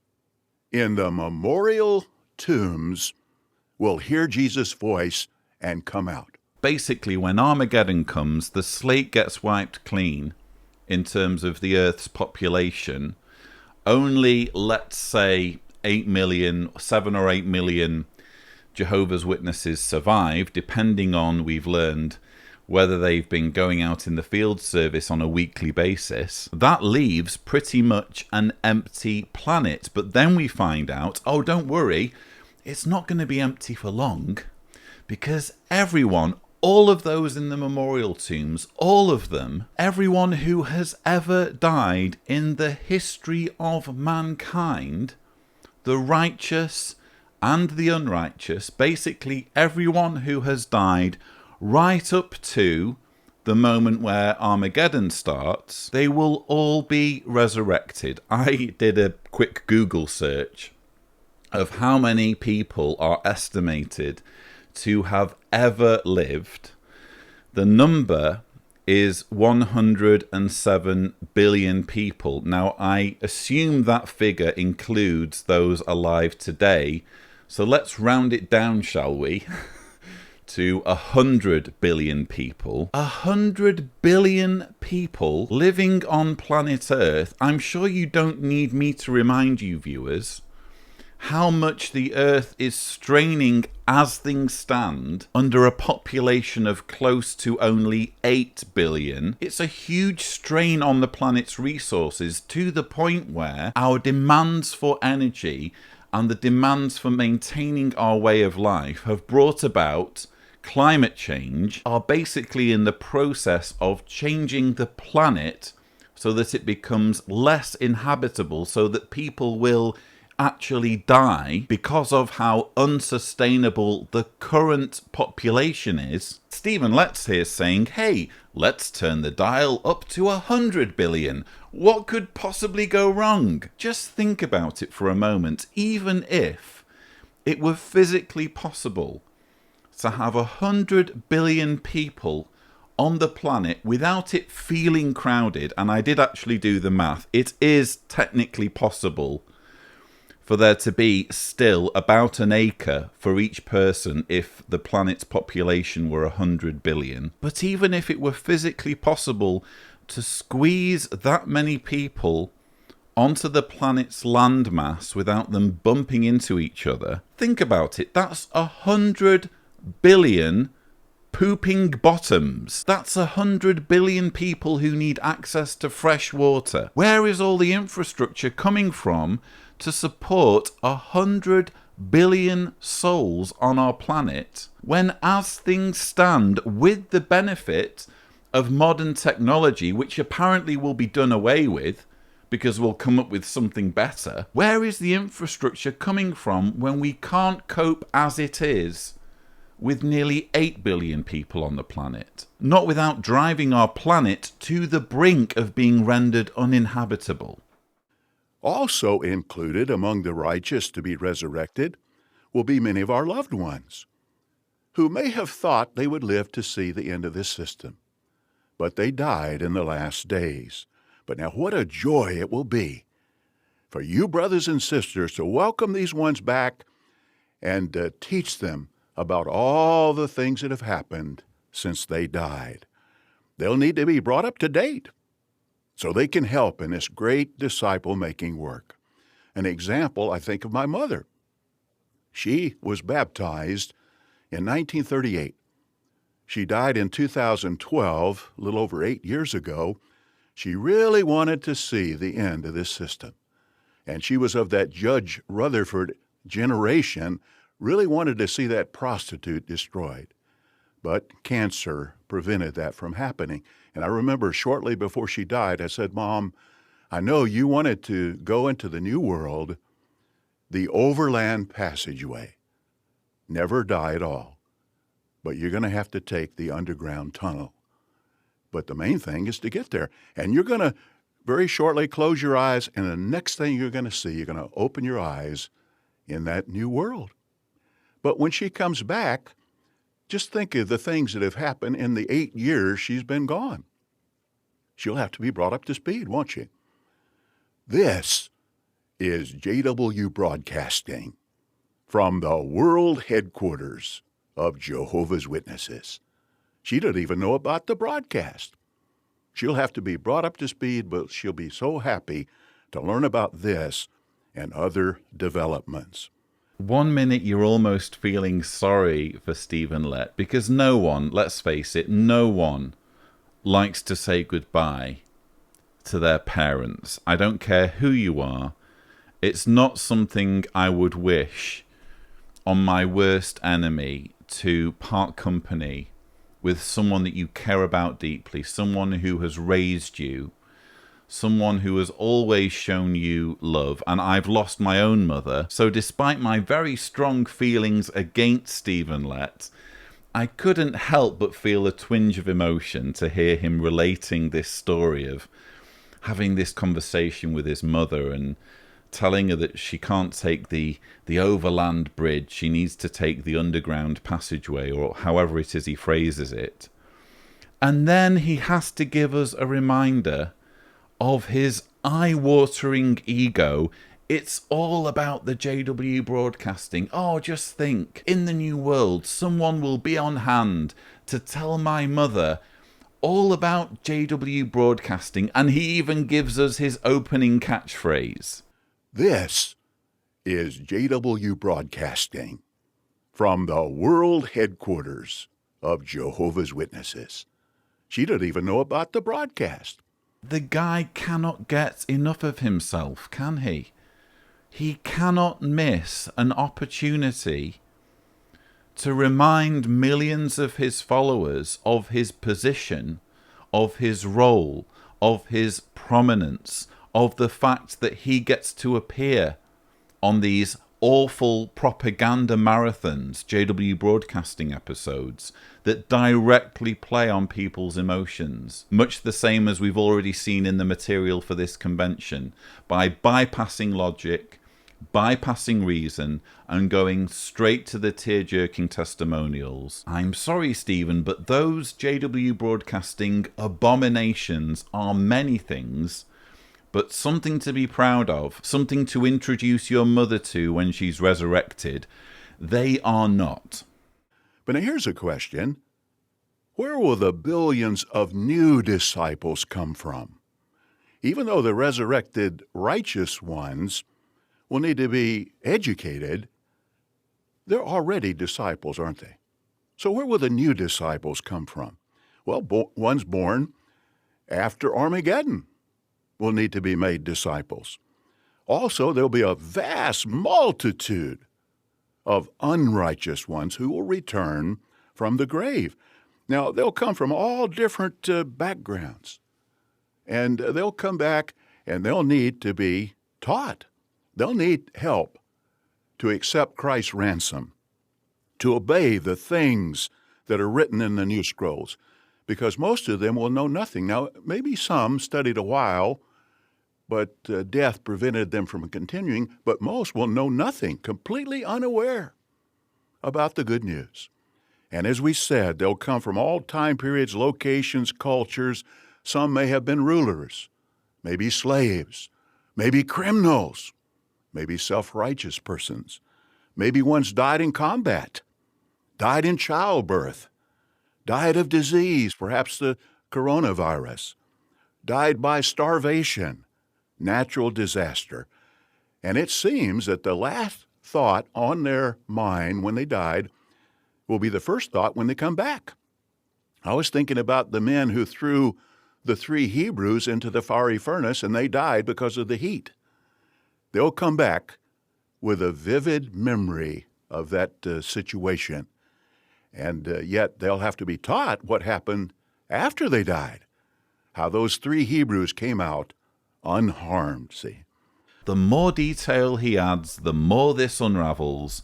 We've already learned that everyone from the memorial tombs, the righteous and the unrighteous, are coming back after Armageddon. This is the teaching. This has been the teaching for decades. I'm afraid it's just a case of Jehovah's Witnesses, quite frankly, not thinking about it enough. If they really thought about it, surely they would see how little sense all of this makes. For example, we've just heard that in addition to 100 billion people who have ever lived being resurrected to the post-Armageddon world, there will also be children being born. Yes, let's throw some babies into the mix. 100 billion isn't enough. Let's have a few more human beings whose existence cannot be supported because there isn't the infrastructure. He says, so where will the new disciples come from? So where will the new disciples come from? Well, ones born after Armageddon will need to be made disciples. Apparently there are going to be babies born after Armageddon, while the remains of 7 to 8 billion people, men, women and children who used to occupy the planet, are being squirreled away so that evidence of the worst genocide the universe will ever have seen can be concealed, what better time could there be for Earth's new inhabitants to get busy? Actually, this is a teaching that's alluded to in, of all things, the Reasoning from the Scriptures book, which I used to take around with me back in the day when I was pioneering. On page 116, it asks the question, if no one is ever going to die in God's new order, how will all the people fit on earth? The answer, keep in mind that when God expressed his purpose for the earth, he said, be fruitful and become many, and fill the earth, quoting Genesis 1:28.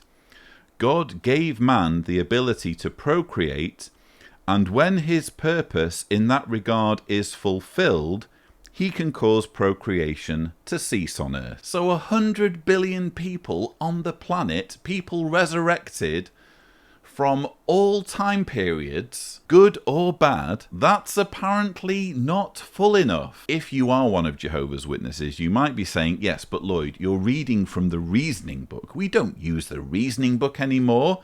That's old light. Well, I did some digging. The most recent direction on this whole issue can be found in the 2003 Watchtower, December 15th, and here's what it says at the end of paragraph 20. Compared to the billions living on Earth now, the survivors of the upcoming Great Tribulation will be few, but they may well have a privilege similar to that given to the flood survivors. The survivors may, for a time, be able to have offspring as a part of the new earthly society. Even the Watchtower writers don't bother to think this through, do they? They're writing this knowing that there's supposed to be a resurrection of the righteous and the unrighteous, namely, everyone who has ever lived, and they're here talking as though the earth's going to be empty after Armageddon, so the survivors will have the privilege of having children. And they even cite Isaiah 65 verse 23, clearly a restorationist verse promising future prosperity for the returned Israelites. They will not toil for nothing,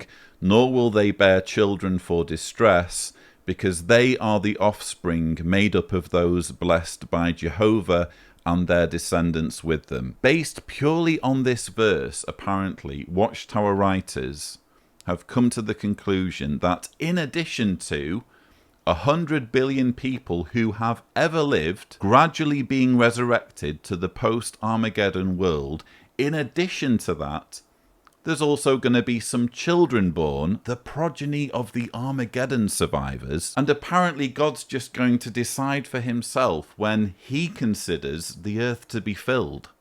Think of the atheists who will be resurrected. Here they ate Jehovah's food, they drank his water, they breathed his air, they walked on his ground, never gave him any credit, never acknowledged him at all. Makes us think of the illustration of the pig under the apple tree. He gobbles up the apples off the ground, but he never looks up to see where they came from. Now, we may not use that illustration with these atheists that come back, but they will have to be helped to see what a selfish life they lived. And now they're going to have to praise Jehovah, acknowledge, give him honor, glory, and worship. Will they do so? Well, it'll be up to them. But you, brothers and sisters, will help such ones. In fact, let's just ponder some of these ones will come back by means of some artwork.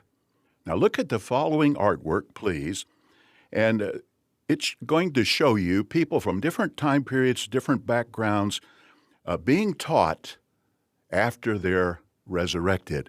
And as the artwork displays, try to imagine yourself teaching ones of these various backgrounds.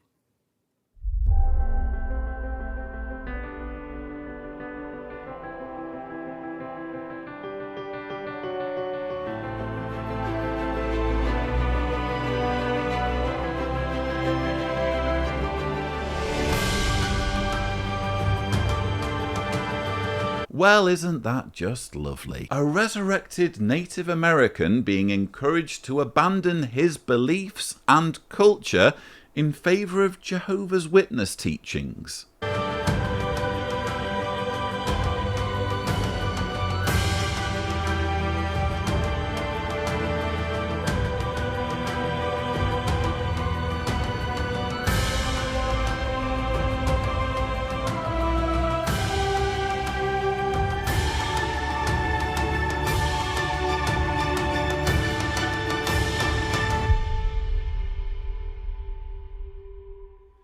But as we mentioned, Jehovah will empower Jesus to resurrect all of these ones, bringing them back from the memorial tombs.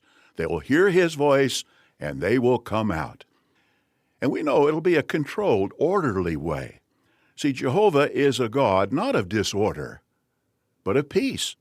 1 Corinthians 14:33. He also wants things to take place decently and by arrangement. 1 Corinthians 14:40. So if they all came back at once, that would be a chaotic population explosion, wouldn't it? They couldn't even be taught properly. They couldn't be cared for. We know it will be progressive during the 1,000 years.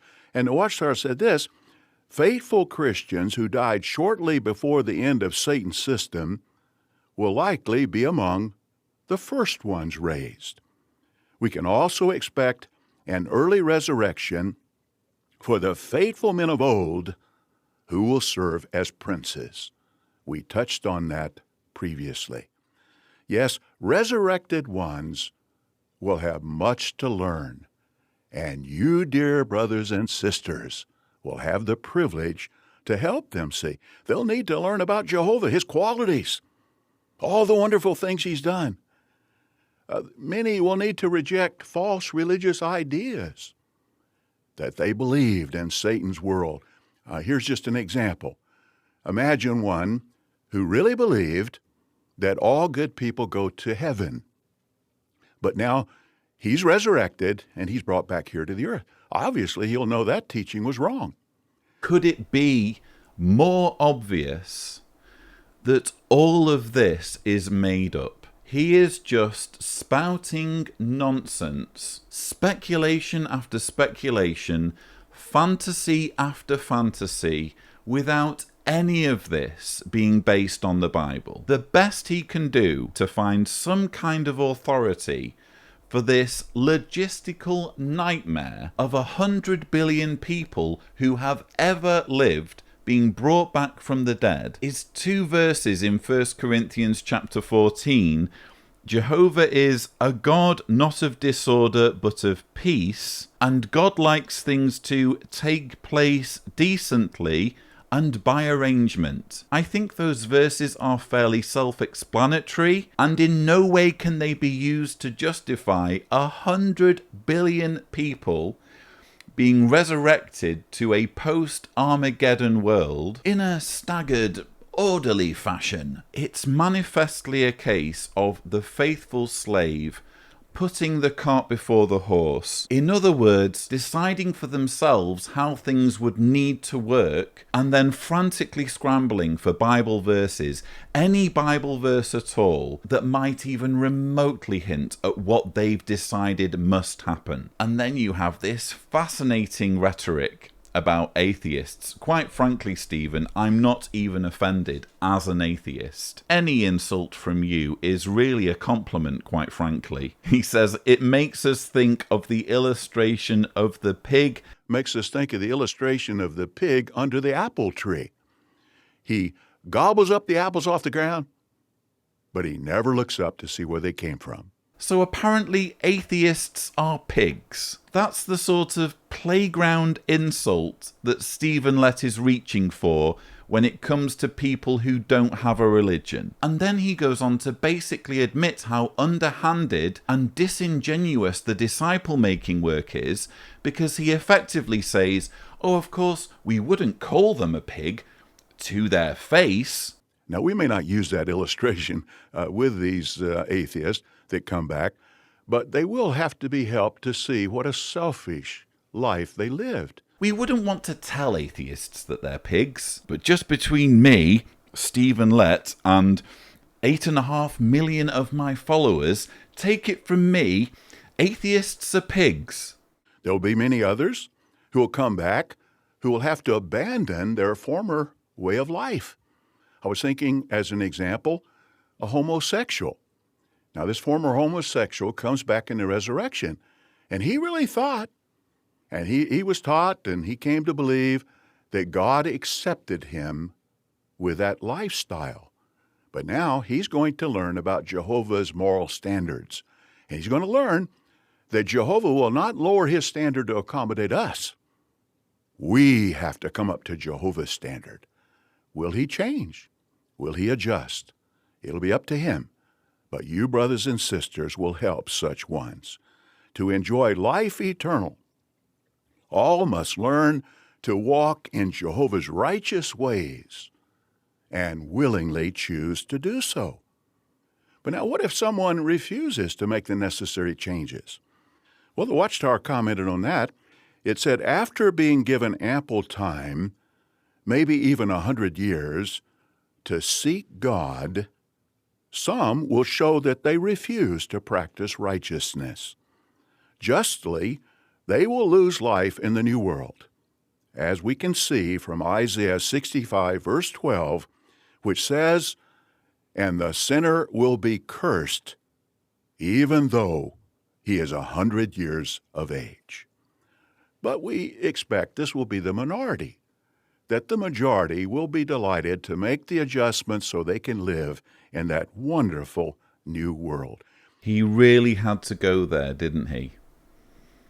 It's not enough for him to indulge his narcissistic fantasy of ruling over a post-apocalyptic paradise Earth. He's got to go for gay people, as though it wasn't already a cringe-worthy display of how ridiculous the Jehovah's Witness vision of the future is. He has to make gay and lesbian people miserable. This is the level of delusion we're dealing with, viewers, and it's why I struggle to say that these men fully know what they're doing and are approaching this from a purely cynical perspective. If he knew what was good for him, if it was all part of some big plan to just get people's money or get people's allegiance, he wouldn't have gone down this road, because he knows how this is going to play out, or at least he should know. He should know that there are going to be many people in the audience, mainly young people, who on a daily basis at school rub shoulders with gay and lesbian classmates who are perfectly normal. Not just young people, older witnesses who work alongside gay and lesbian people in the workplace and can see for themselves as clear as day that it's not a lifestyle choice, it's how they were born. It's how they were made. Despite it being terrible PR, despite it turning people away, despite it almost inevitably causing some in this convention to finally realise that it's not worth following this fool, he still can't help himself. He just has to show everyone what a monstrous bigot he is. On the one hand, I watch this, viewers, and I think, well, at least he's putting his cards on the table. At least he's showing people that he's entirely unworthy of their respect. He's entirely unworthy of any kind of authority role. Maybe it's a good thing that he included this bigotry, because it's bound to help people wake up. It sure as hell makes my job easier, let's face it, when it comes to showing people how toxic, how backward, how intolerant this leadership is. But then I think, you know what, Lloyd? You didn't grow up gay in this religion. You had the easy road because you happened to be born straight. So you never were subjected to this sort of vile hatred while sitting in the audience at a convention. Imagine you're a young Jehovah's Witness watching this convention in your home with your parents at your side. Maybe you've got mum on that side, your dad on that side.